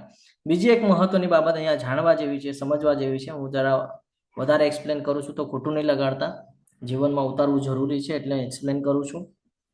અહીંયા શરૂઆત ક્યાંથી થાય છે ભગવદ્ ગીતાની? હરે કૃષ્ણ. મારો અને તારો મામુકા પાંડવ. બરાબર છે. કોણ બોલે છે? ધૃતરાષ્ટ્ર. ધૃતરાષ્ટ્ર. અધર્મી, અહંકારી, પુત્ર મોહમાં આવીને. બરાબર છે. અહીંયા પણ સૌથી પહેલા શંખ કોને ફૂક્યો? કૌરવોના ટીમ વાળાએ. હવે અહીંયા શીખવા જેવી બાબત એ છે કે જ્યારે જ્યારે અધર્મ વધે ને ત્યારે ધર્મનું કામ છે એનો વિરોધ નોંધાવો. જેવો ત્યાં પિતામાં ભીષ્મએ શંખ ફૂક્યો, નગાડા વાગ્યા કે તરત ધર્મની બાજુ ઉભા રહેલા કૃષ્ણ અને અર્જુને પોતાના દિવ્ય શંખોને તરત ફૂકી નાખ્યો છે. આ કરવું ખૂબ જરૂરી છે. જો આ નહીં કરે ને તો આગળ વધશે. આપણે જેમ આગળ વધશું ને એમ ખબર પડશે કે શું ભૂલ થાય છે, કે આપણે નથી ધ્યાન આપતા ને એનું શું નુકસાન થાય છે. તો આગળ વધીએ. પંચજન્ય ઋષિકેશો દેવદત્ત ધનંજય પૌંડ્રધમ્મ મહાશંખમ ભીમ કર્મા વૃકોદરઃ. પંચજન્ય ઋષિકેશો. ઋષિકેશ એટલે કોને કહેવાય? ઋષિકેશ શેને કંટ્રોલ કરે તો ઋષિકેશ? કૃષ્ણ. ઇન્દ્રિયોને. ઇન્દ્રિયોને. કઈ ઇન્દ્રિય ક્યાં વાપરવી છે એ ખબર હોવી જોઈએ. આપણા ગુજરાતીમાં એક કહેવત છે, ક્યાં ટકવું, ક્યાં અટકવું અને ક્યાં છટકવું. જેને આ ત્રણ બાબત ખબર છે ને એ જીવનમાં હંમેશા સફળ થાય છે. તો અહીંયા સમજવું ખૂબ જરૂરી છે કે કઈ ઇન્દ્રિયને ક્યાં વાપરવાની છે, શેની માટે વાપરવાની છે અને ક્યાં નથી વાપરવાની. આ ત્રણ બાબત હંમેશા ખબર હોવી જોઈએ. ફોર એક્ઝામ્પલ, મને બોલવાનો મોકો મળે તો હું કાંઈ પણ બોલું એ વ્યાજબી નથી, પણ હું ભગવાન માટે બોલું એ ખૂબ વ્યાજબી છે. ક્યાં બોલવું જોઈએ, કેટલું બોલવું જોઈએ અને શું બોલવું જોઈએ, આ ત્રણ બાબત જેને ખબર છે ને, કારણ મોસ્ટલી યુદ્ધ છે ને આ બોલવા પરથી થાય છે. તમે કોકને કંઈક બોલી જાઓ ને, કૃતિ તો બહુ પછીની વાત છે, કંઈક બોલી જાઓ ને ત્યાંથી શરૂઆત થાય છે. તો અહીંયા કહે છે કે ભગવાન કૃષ્ણે પંચજન્ય નામનો શંખ ફૂક્યો, અર્જુને દેવદત્ત નામનો શંખ ફૂક્યો. અતિમાનુષી કર્મ કરનાર ખાઉદ્રા ભીમે, કારણ કે એટલા શક્તિશાળી છે એટલે કે છે ખાઉદ્રા ભીમે તેનો પૌંડ્ર નામનો પ્રચંડ મોટો શંખ ફૂક્યો. હવે આ સમજવું જરૂરી છે કે એને વૃકોદર શું કામ કહેવામાં આવે છે? કારણ કે એની પચન શક્તિ એટલી બધી છે કે કેટલું બધું ખાય ને પણ એને પચાવવાની શક્તિ છે એનામાં, એટલા માટે એવું કે છે. આગળ કે છે કે હે રાજા, કુંતી પુત્ર યુધિષ્ઠિરે પોતાનો અનંત વિજય નામનો શંખ ફૂક્યો અને નકુલ તથા સહદેવે સુઘોષ તથા મણિપુષ્પક નામના શંખ ફૂક્યા. મહાન ધનુર્ધર કાશીરાજ, મહાન યોદ્ધા શિખંડી, દુષ્ટધૂમ, વિરાટ, અપરાજિત, સાત્યકી, દ્રુપદ, દ્રૌપદીના પુત્રો તથા અન્ય જેમ કે મહાબાહુ, સુભદ્રા વગેરે સૌએ પોતપોતાના શંખો ફૂક્યા.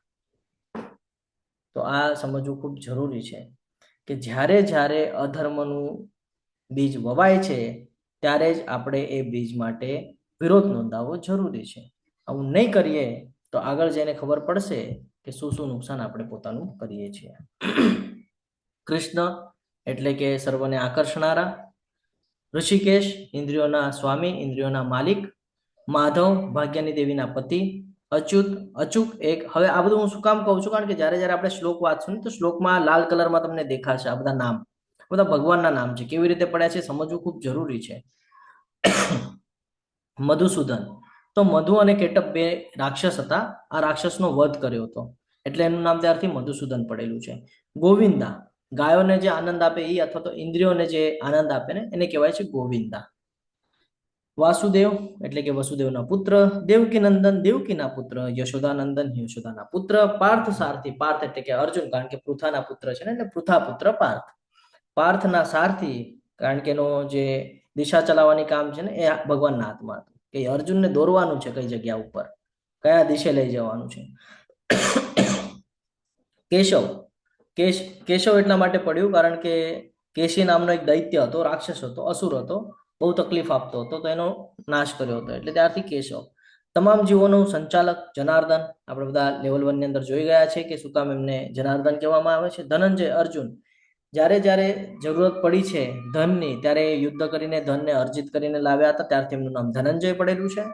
પાર્થ એટલે પૃથાના પુત્ર, કુંતી દેવીના પુત્ર, ગુડાકેશ જેણે નિદ્રા ઉપર વિજય મેળવેલી છે, અજ્ઞાનતા ઉપર વિજય મેળવેલી છે, અને વૃકોદર એટલે ભીમ ખાઉદ્રા અને સખત કાર્યો કરનારા.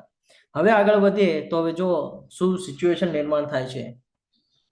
સઘોષો ધૃતરાષ્ટ્રાણામ હૃદયાની વ્યધારયિત નભશ્ચ પૃથ્વીમ ચૈવ તુમુલોભ્ય નુનાદયન.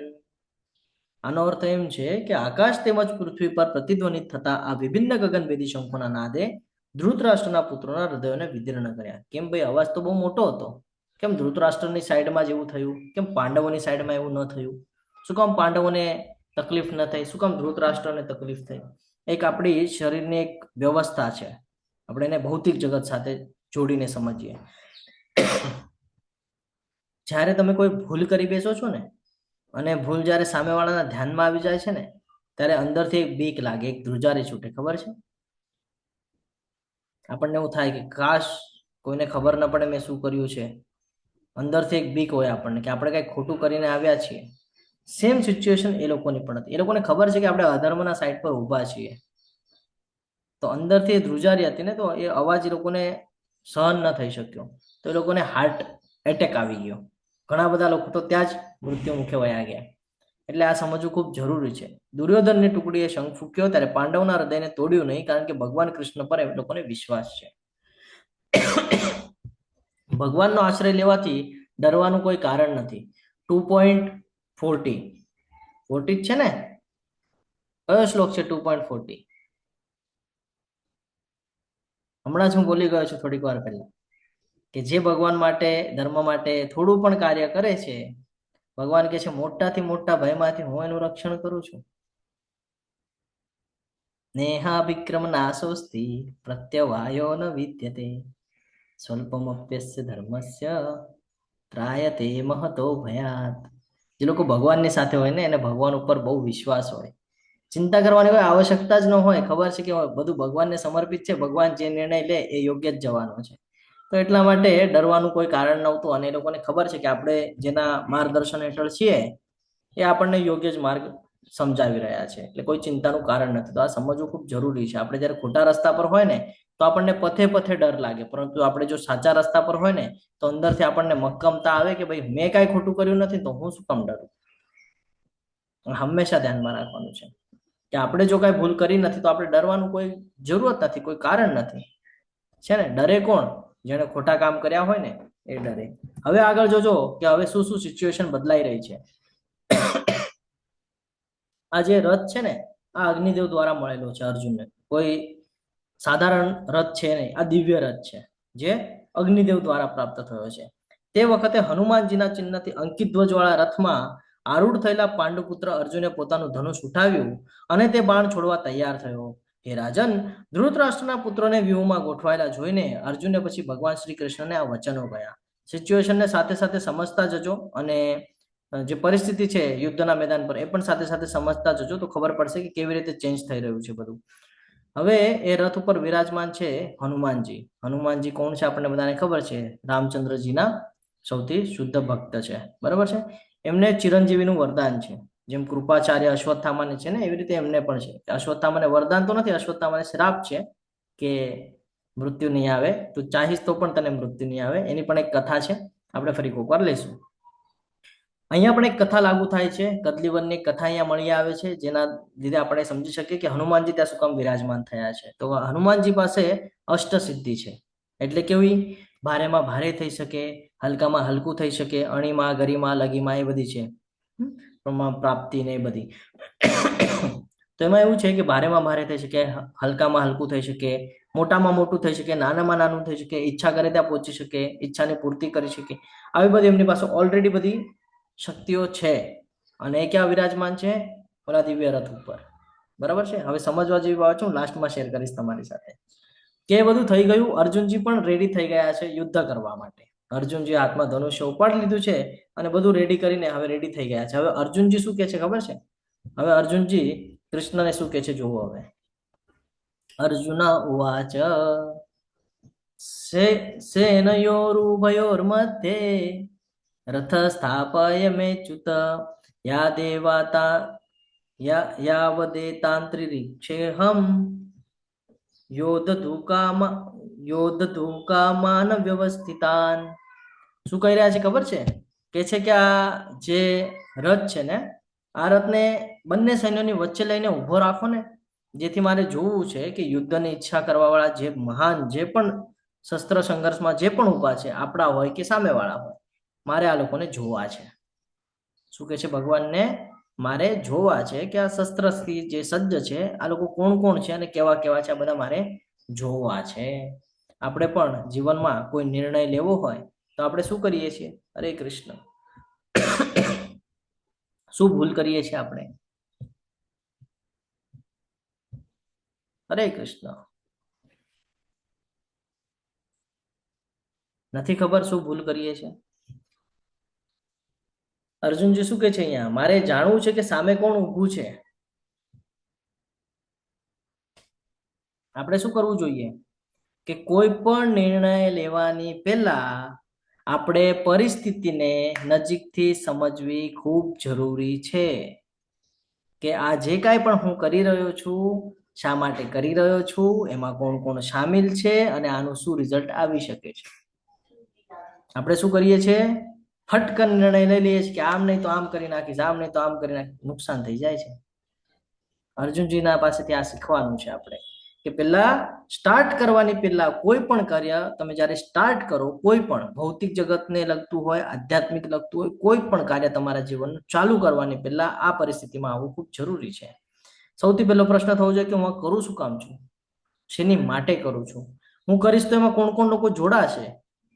બીજો પોઈન્ટ કે જે લોકો જોડાશે એ તમારા જીવનને એ દિશા તરફ વાળશે. સારા લોકો જોડાશે તો સારું સમજાવશે, ખરાબ લોકો જોડાશે તો છો ત્યાંથી નીચે ફેંકાઈ જશો. તો આપણે આ સમજતા નથી. તો પરિસ્થિતિ જે કાંઈ પણ થાય એ પરિસ્થિતિને નજીકથી સમજવી બહુ જરૂરી છે અને આ સમજદારી ભર્યું કાર્ય આપણે કરતા નથી. અર્જુનજી પણ અહીંયા યુદ્ધ કરવાની પહેલા જો શું કહે છે? મને બંને સૈન્યોની વચ્ચે લઈ ચલો એટલે હું જોઈ શકું કે કોણ છે કોણ નહીં. ક્યારે જ ઉતાવળમાં નિર્ણય લેવા જોઈએ નહીં. નિર્ણય લેતાની પહેલા સૌથી પહેલા ધ્યાનમાં રાખવાનું છે કે કોઈ આવીને તમને કોઈ પણ બાબતમાં કાંઈ કહી જાય કે આ તો આમ જ છે, ઓલું તો એમ જ છે, તો ધ્યાનમાં રાખવાનું છે કે બે સાઈડથી લાગુ થાય છે. એક તો એના વિચાર અને એક રિયાલિટી. આપણને ખબર નથી શું છે. કોઈ આવીને તમને એમ કહી જાય અથવા તો તમારામાંથી કોઈ આવીને કહી જાય આનંદ સાગર પ્રભુજી તમને તો આવી રીતે કીધું, તો હવે હું તરત રિએક્ટ થાવ તો એ મારી ભૂલ છે. પણ જો ભગવદ્ ગીતાને સાંભળ્યું હોય ને તો સૌથી પહેલા તો એ જાણવું જરૂરી છે, પરિસ્થિતિ જાણવી જરૂરી છે કે સામેવાળો બોલ્યો શું કામ હશે, શું મારી કાંઈ ભૂલ થઈ. સત્ય જાણવું જરૂરી છે. વગર સત્ય કોઈ દિવસે નિર્ણય ન લેવા જોઈએ. સત્ય જાણવું જરૂરી છે. પછી જો મને ખબર પડી જાય કે મને આવું કોઈ બોલ્યું છે તો મારે શું કરવું જોઈએ? યોગ્ય વ્યક્તિનું માર્ગદર્શન લેવું ખૂબ જરૂરી છે. શું થશે? હું જો રિપ્લાય આપીશ તો કર્મના બંધનમાં બંધાઈ જઈશ. પણ એની જગ્યાએ જો હું મારા ગુરુ સાથે આ વાત શેર કરીશ કે પ્રભુજી આવું આવું કંઈક થયું છે, તો એ મને યોગ્ય ગાઈડલાઈન આપશે. એ મને એ સમજાવશે કે નિર્ણય એવો લેવાનો છે જે ભગવાને આપણને કીધું છે, જે શાસ્ત્ર આપણને કહે છે. કે ભગવાન શ્રી કૃષ્ણએ આપણને ભગવદ્ ગીતાની અંદર જે ઉપદેશ આપ્યો છે એ ઉપદેશ પર આ નિયમ લાગુ થાય છે. જો લાગુ થતો હોય તો કર્મ કરવામાં અર્થ છે, અન્યથા કર્મ કરશું તો પતનનો માર્ગ નિશ્ચિત છે. આ હંમેશા દરેક કાર્યના પહેલા આપણને વિચાર આવવો જરૂરી છે. આપણે ઘણીવાર કહીએ ને કે લાગણીના ભરમાં આવીને, લાગણીના કારણે ઇમોશનલી થઈને ઇમોશનલના બેઝ પર આપણે નિર્ણય લઈ લઈએ છીએ અને પછી શું થાય છે? આપણને લાગે છે અરે સામેવાળો બહુ તકલીફમાં છે. એક એક્ઝામ્પલ આપું તમને નાનું. તમારી પાસે કોઈ આવ્યું તમને કે મને હેલ્પ જોઈએ છે, યાર હું બહુ પ્રોબ્લેમમાં છું, રડે છે, આમ તેમ. તમને પણ ઈચ્છા થાય કે યાર કે મારા જીવનમાં તકલીફ છે, હું કરી શકું છું, લાવ તમારી પાસે જે છે ને તમે બધું એને આપી દો છો. લે ભાઈ તું તારી વ્યવસ્થા પહેલા કરી લે, આ તો બધું ચાલ્યા કરશે. હવે જ્યારે તમે એની વ્યવસ્થા કરી આપશો ને થોડા સમય પછી તમારા જ વિરુદ્ધમાં તમને દેખાશે જેની તમે મદદ કરેલી છે. આ રિયાલિટી છે અને આ બધા સાથે ઘટિત થયું હશે. કોઈ આને નકારી ન શકે કે તમે જેની મદદ કરી હશે ને એ તમારા વિરુદ્ધમાં જ જોવા મળશે તમને. આ નિર્ણય લેવા વખતે બહુ વિચારપૂર્વક કરવાનું છે કે શાસ્ત્ર કે છે કે કોને હેલ્પ કરવાની છે, ક્યાં કરવાની છે, સુપાત્ર વ્યક્તિ. યાદ આવે છે દાન, જ્યારે દાનની વાત આવે છે ત્યારે કે છે કે સુપાત્ર વ્યક્તિ, યોગ્ય સમય, યોગ્ય સ્થળ. એટલા માટે શીખવાડ્યું છે કે કોની કરવી જોઈએ, ક્યારે કરવી જોઈએ, કેટલી કરવી જોઈએ. આ બધું આપણને શાસ્ત્ર શીખવાડે છે. તો શાસ્ત્ર સંમત ચાલવું ખૂબ જરૂરી છે. આમાંથી ઘણું બધું શીખવા જેવું છે, પણ હું શોર્ટમાં તમારી સાથે શેર કરું છું. તો જોવા માંગે છે કે સામે ભીષ્મ પિતામહ છે, દ્રોણાચાર્ય છે, એના કાકા છે, ભાઈઓ છે, પુત્રો છે, પૌત્રો છે, મિત્ર છે, બધા જ ત્યાં ઉપસ્થિત છે, બધાને જોવા માંગે છે. આગળ કહે છે કે ધૃતરાષ્ટ્રના દુર્બુદ્ધિવાળા પુત્રોને પ્રસન્ન કરવાની ઈચ્છાથી જો અહીં યુદ્ધ કરવા આવ્યા છે તેમનું મને નિરીક્ષણ કરવા દો. જોવા માંગે છે કે આમાં કેટલા લોકો છે જે એના વિરુદ્ધમાં છે. બરાબર છે. આપણે પણ જ્યારે જીવનની અંદર કોઈ પણ નિર્ણય લેવાનો હોય, તમે ડોક્ટર બનવું હોય, વકીલ બનવું હોય, એન્જિનિયર બનવું હોય, બિઝનેસમેન બનવું હોય, સુપર પાવરફુલ બનવું હોય, દરેક વખતે આ જોવું જરૂરી છે કે જ્યારે તમે કંઈક કરો છો તો તમારા ઉપર 17 લોકોની નજર હોય છે કે તમે કંઈક કરો છો. તો ત્યારે આ બધું નિહાળવું બહુ જરૂરી છે કે તમે જે કાંઈ પણ કૃત્ય કરો છો એ તમે કયા માધ્યમથી કરો છો, કેટલું કરો છો. અત્યારે તો ફેશન થઈ ગયું છે, આપણે ક્યાંક જઈએ પણ ને તો સ્ટેટસ પર મૂકી દે છે કે ભાઈ હું અહીંયા ગયો તો. ન કરવું જોઈએ. જ્યાં સુધી એ કામ કમ્પ્લીટ નથી થતું ને ત્યાં સુધી કરવું જ ન જોઈએ. તમે સામેવાળાને એલર્ટ કરો છો. આ સમજવું બહુ જરૂરી છે. બહુ ધૈર્યની સાથે બધું કરવા જેવું છે. આપણે બધું છે ને બહુ ફાસ્ટમાં નિર્ણયો લઈ લઈએ છીએ. તો અહીંયા પણ એવું જ છે કે અર્જુનજી કહે છે કે હું જોવા માંગુ છું, ઘાય નથી કરી રહ્યો.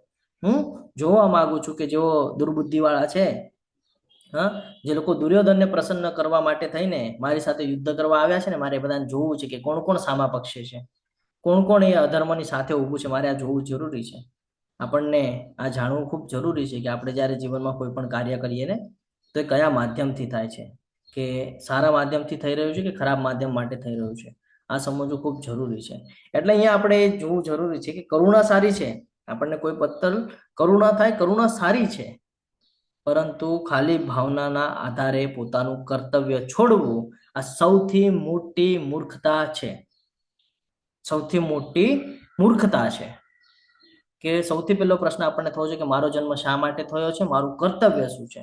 જો એક બાળક તરીકે મેં જન્મ લીધો છે તો મારું મારા માતા પિતા પ્રત્યે કર્તવ્ય છે, મારું મારા પત્ની પ્રત્યે કર્તવ્ય છે, મારું મારા બાળકો પ્રત્યે કર્તવ્ય છે, મારું મારા સમાજ પ્રત્યે કર્તવ્ય છે. આ કર્તવ્યથી જો હું ભાગીશ તો મારે પાછું જન્મ લઈને અહીંયા આવવું પડશે. આ આપણને યાદ રહેવું જોઈએ. એટલે પોતાના કર્તવ્યથી કોઈ દિવસે ભાગવું જોઈએ નહીં. હવે આગળ જશું ને તો ભગવાન પછી આગળ સમજાવશે કે ભાઈ કરુણા ક્યાં કરવી જોઈએ અને ક્યાં ન કરવી જોઈએ. પોતાને કેવી રીતે કંટ્રોલ કરવાનું છે એ પણ ભગવાન સમજાવશે કે કેવી રીતે આમાંથી આગળ આવવાનું છે. યુદ્ધ કરવાનું છે તો શું કામ કરવાનું છે, નથી કરવાનું તો શું કામ નથી કરવાનું. આ તમામ પ્રકારનું જ્ઞાન આપણને ભગવાન આગળ આપે છે.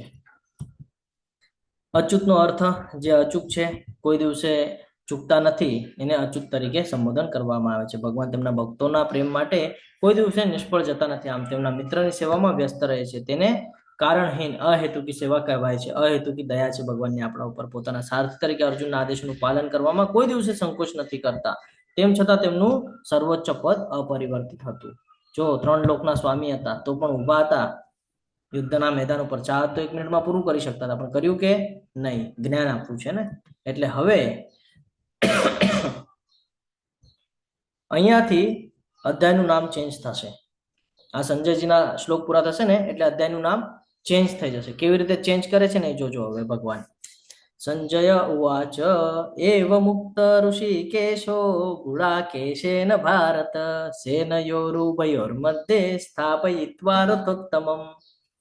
સંજયજી બોલ્યા, હે ભરતવંશી, અર્જુન દ્વારા આ પ્રમાણે સંબોધિત થયેલા ભગવાન કૃષ્ણએ બંને પક્ષોના સૈન્યના મધ્યમાં જ તે ઉત્તમ રથને ઊભો રાખ્યો. ચાહત તો ક્યાંય પણ ઊભો રાખી શકતા હતા. શું કામ વચ્ચે જ ઊભો રાખ્યો છે? ઊભો રાખ્યો પણ ક્યાં રાખ્યો એ પણ સમજવા જેવું છે. ભીષ્મ, દ્રોણ તથા વિશ્વભરના અન્ય બધા જ રાજાઓની ઉપસ્થિતિમાં ભગવાને કહ્યું કે હે પાર્થ, અહીં એકત્રિત થયેલા આ બધા કુરુઓને જો. ભગવાને શું કીધું? કુરુઓને જો. ભગવાન એમ કહી શકતા હતા ને કે આ બધા વિરોધીઓ છે આને જો. ભગવાને શું કીધું? કુરુઓને જો. આ સમજવું ખૂબ જરૂરી છે કે આ બધા રાજા, શબ્દ શું આપ્યો છે? આ બધા રાજા મહાન લોકો છે. આ બધા જો તારી સામે જ ઊભા છે અને એવી જગ્યા પર લાવીને ઊભું રાખ્યું જેની સાથેના સંબંધ હોય, જેની સાથે વધારે સમય એને વ્યતીત કર્યો હોય. તો એવા છે દ્રોણાચાર્ય અને દાદા ભીષ્મ. આ બંને સાથે એમના ક્લોઝ સંબંધ હતા.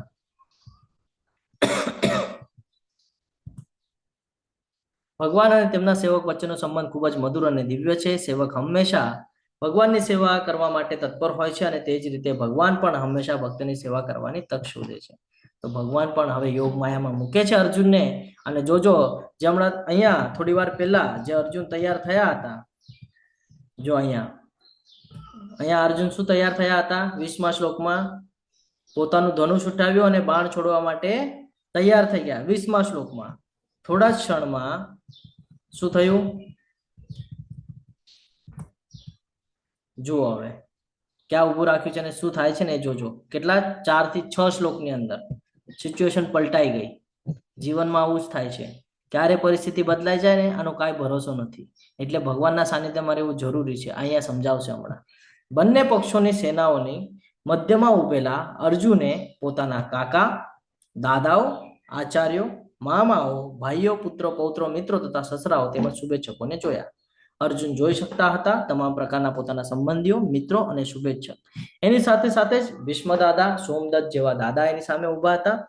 આચાર્ય, જેની અંદર કૃપાચાર્ય અને દ્રોણાચાર્ય જેના શિક્ષક હતા, એ સામે ઉભા છે. શૈલ્ય અને શકુની જેવા મામાઓ એની સામે ઉભા છે. દુર્યોધન જેવા ભાઈઓ ઉભા છે. લક્ષ્મણ જેવા પુત્રો ઉભા છે. અશ્વત્થામા જેવા મિત્રો ઉભા છે. કૃતવર્મા જેવા શુભેચ્છકો ઉભા છે અને બીજા ઘણા બધા સગા સંબંધીઓ સામે ઉભા છે. જ્યારે તમે શાસ્ત્ર સંમત ભૌતિક જગતમાં આધ્યાત્મિક પ્રગતિ કરતા હો ને, ત્યારે કંઈક આવી પરિસ્થિતિ નિર્માણ થાય. તમારા જ આપ્ત સ્વકીય તમારા ઓપોઝિટમાં ઉભા તમને દેખાય. તમે માનો કે ન માનો, તમને કહેશે કે શું સવારમાં ઉઠીને માળા કરે છે, શું સવારમાં ઉઠીને મંગળા આરતી કરે છે, પણ એ ન સમજી શકે કે અમે ભગવાનના સાનિધ્યમાં શું કામ રહીએ છીએ, છે ને? તો આ પરિસ્થિતિ આપણી સાથે પણ નિર્માણ થાય છે. હવે જ્યાં અર્જુનજી આવે ને ત્યાં પોતાને મુકતા જજો, તમને તમારા પ્રશ્નના જવાબ એની મેળે મળતા જશે એક પછી એક. બરાબર છે? તો અર્જુનજી પણ જોઈ રહ્યા છે, સામે બધા આપ્ત સ્વકીય છે. બરાબર છે? આ બધા જ્ઞાની હતા કે નહીં? એક પ્રશ્ન છે તમને બધાને. સોમદત્ત જેવા, ભીષ્મ જેવા દાદા, દ્રોણાચાર્ય અથવા તો કૃપાચાર્ય જેવા શિક્ષક, આ બધા જ્ઞાની હતા કે નહોતા? જ્ઞાની હતા. જ્ઞાની હતા ને? તો એમને ખબર હતી ને કે સાચી જગ્યા કઈ છે, ખરાબ જગ્યા કઈ છે? એ તો ખબર હતી ને? તો પણ ક્યાં ઉભા છે? દુર્યોધનની સાઈડ ઓપોઝિટ. આ સમજવું ખૂબ જરૂરી છે. આપણા કરતા વડીલ, એટલે હું જે સમજાવવા માંગુ છું એના ઉપર હવે હું આવું છું કે આપણા કરતા જે વડીલ વર્ગ છે ને, ક્યારેક આપણી ઓપોઝિટ આવી જ રીતે જોવા મળે કે તારી આ ઉંમર નથી, તું તો હજી કેટલો 25-30 વર્ષનો છે, આ તારી ઉંમર નથી બધું કરવાની, તું જ્યારે વૃદ્ધ થાય ને ત્યારે આ બધું કરજે, એવી રીતે આપણને કહેતા હોય. થાય છે કે નહીં? ઘણા લોકો સાથે થયું હશે આવું. મારી સાથે તો નથી થયું, પણ ઘણા લોકો સાથે આવું થતા મેં જોયું છે કે નાની ઉંમરમાં એને ટોકવામાં આવે કે ભાઈ આ બધી ઉંમર નથી આ બધું કરવાનું, ક્યાં માળાને લઈને બેઠો છે, એવી રીતે કહેતા હોય છે. આ સમજવું ખૂબ જરૂરી છે કે કેટલા પણ જ્ઞાની રહ્યા, જો એનો ઉપયોગ ભગવાનની સેવામાં નથી થઈ રહ્યો ને, તો એ બધું વ્યર્થ છે. એ હવે અહીંયા આપણને સમજાશે. અર્જુન જે આ બધું જોઈ જાય છે અને એને કરુણા જાગે છે. કરુણા એટલા માટે જાગે છે કે આપ્ત સ્વકીય છે, એ પોતાના રિલેશનને જોઈ રહ્યા છે. હું થોડો વધારે સમય લઉં તો ક્ષમા પ્રાર્થી છું, થોડું સમજીએ છીએ એટલે થોડો વધારે સમય થઈ શકે છે. બાકી હું પ્રયત્ન કરીશ કે યોગ્ય સમય પર કન્ક્લુડ કરું. કરુણા કોઈ આનંદ નથી, પાપ અને કૌટુંબિક પરંપરાના જે પ્રશ્ન છે એ અર્જુનજી હવે અહીંયા કરશે. તો એ પ્રશ્ન સમજવા પણ ખૂબ જરૂરી છે. શું કામ કરે છે, એની પાછળનું શું રીઝન છે? જ્યારે કુંતીપુત્ર અર્જુને મિત્રો તથા સગા સંબંધીઓને જોયું અને વિભિન્ન શ્રેણીઓને જ્યારે જોયું, ત્યારે તે કરુણાથી અભિભૂત થઈ આ પ્રમાણે કહેવા લાગ્યો. હવે જે આપણા 5 મિનિટ પહેલા જે 20મા શ્લોકમાં અર્જુન જે યુદ્ધ માટે તૈયાર થઈ ગયા હતા ને, હવે એક જ સેકન્ડમાં બધું મૂકી દેશે નીચે. કેવી રીતે મૂકે છે એ જોજો. આપણે પણ આવી ભૂલ કરીએ છીએ કે ઘરવાળા આપણને વડે ને કે ભાઈ આ બધું નથી કરવાનું, આપણે મૂકી દઈએ છીએ. ભાઈ ઘરવાળા બોલે છે, પ્રભુજી સવારે 4 વાગે ઉઠે છે, લાઈટ કરે છે, ઘરવાળા બોલે છે.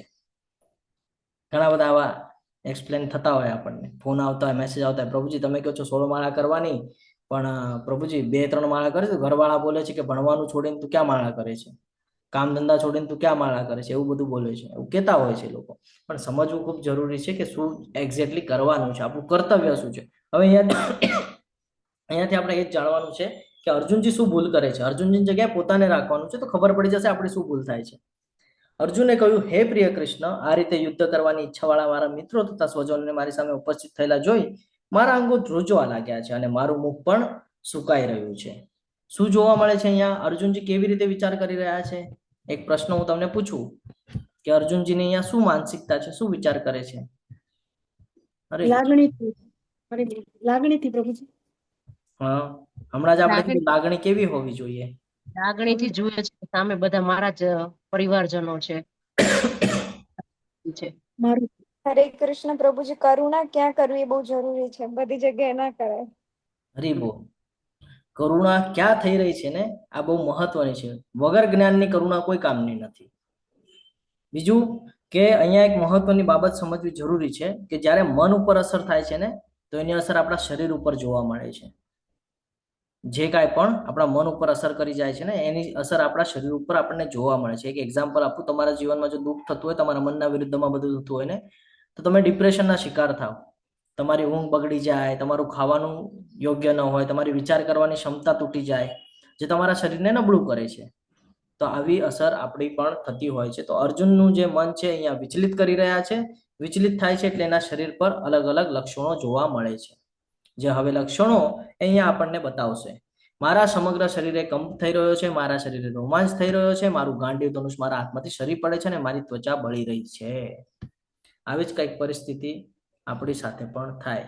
જ્યારે કોઈને દુઃખદ સમાચાર મળે ત્યારે આપણે કેટલા પણ શરીરથી શ્રેષ્ઠ રહેવા દો, તરત જ આપણા પગના નીચેથી જમીન સરકી જાય, હાથ પગ આપણા ઢીલા પડી જાય, મોઢું આપણું સુકાઈ જાય, શરીરમાં ધ્રુજારી થાય અને બોલવામાં આપણને અડચણ નિર્માણ થાય. જો ખબર પડે કે જેને તમે સૌથી નજીકના સમજો છો, જેની સાથે તમે નાનાથી મોટા થયા છો, એણે દેહ ત્યાગ કરી લીધો, થઈ જાય કે નહીં એવી સિચ્યુએશન.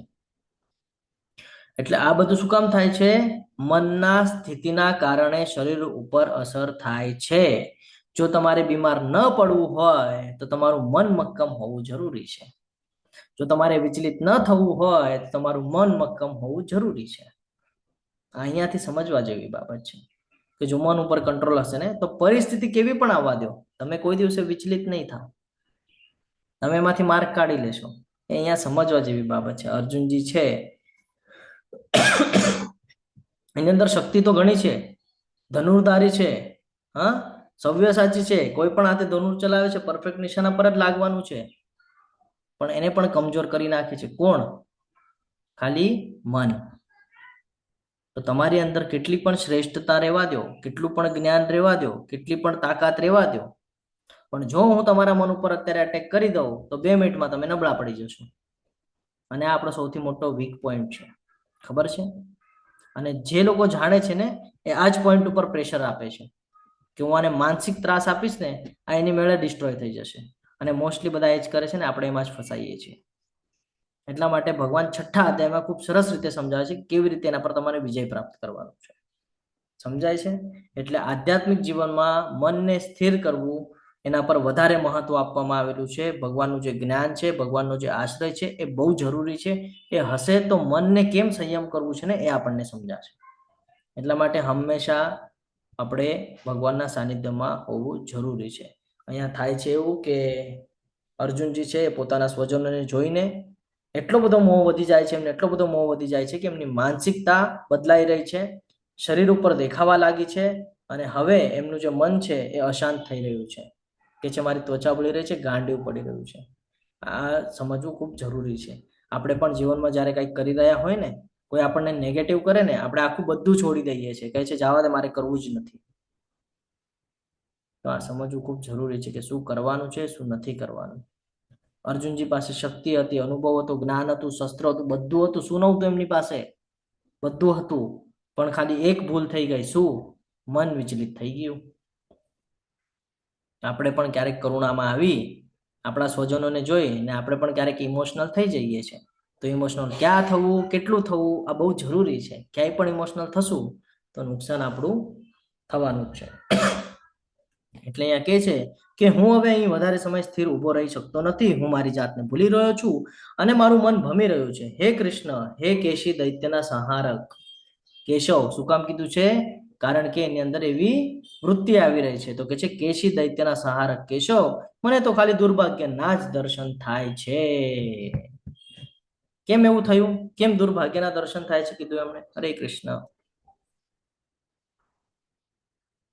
એ તો મહાન યોદ્ધા છે ને, હમણાં તો યુદ્ધ માટે રેડી થઈ ગયા હતા થોડી વાર પહેલા 20મા શ્લોકમાં કે આ હવે તો હું બધાને હમણાં ફટાફટ પૂરું કરી નાખીશ.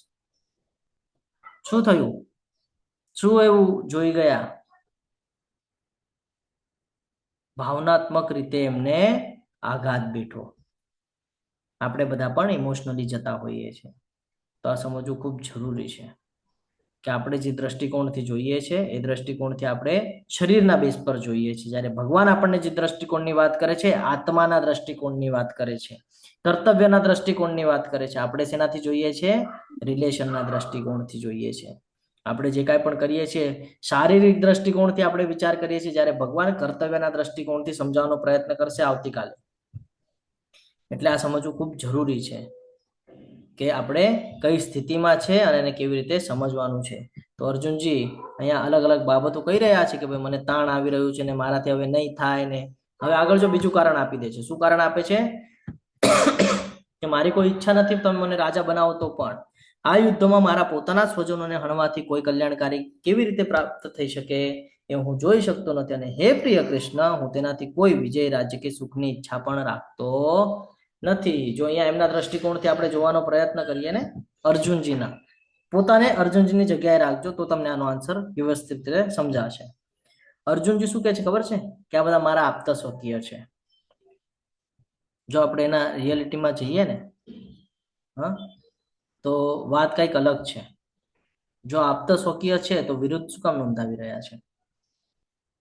સૌથી પહેલી વાત. બીજું અહીંયા જોવાનું છે કે જો આ લોકોને મારી નાખવાના છે તો પછી રાજ્યનું સુખ ભોગવીને હું શું કરીશ. એટલે એનો વિચાર એવો છે અર્જુનજીનો કે રાજા ત્યારે જ ગણાય જ્યારે પ્રજા હોય. પ્રજા જ નહીં હોય તો હું રાજા બનીને કરીશ શું? આ અર્જુનજીનું કેવું છે.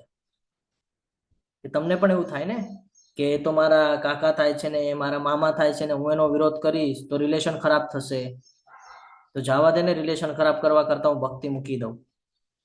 આપણે પણ આવું કરીએ છીએ કે આ તો મારા રિલેટિવ છે, ઓલા તો મારા રિલેટિવ છે, આપણે આવું નથી કરવાનું, આપણે એવું નથી કરવાનું. પણ ભગવાન આનો જ જવાબ બીજા અધ્યાયમાં આવશે. શું આપશે? શું સમજાવશે આપણને? કે આપણે જે જોઈએ છે એ અલગ દ્રષ્ટિકોણ છે અને ભગવાન જે આપણને કહી રહ્યા છે એ અલગ દ્રષ્ટિકોણ છે.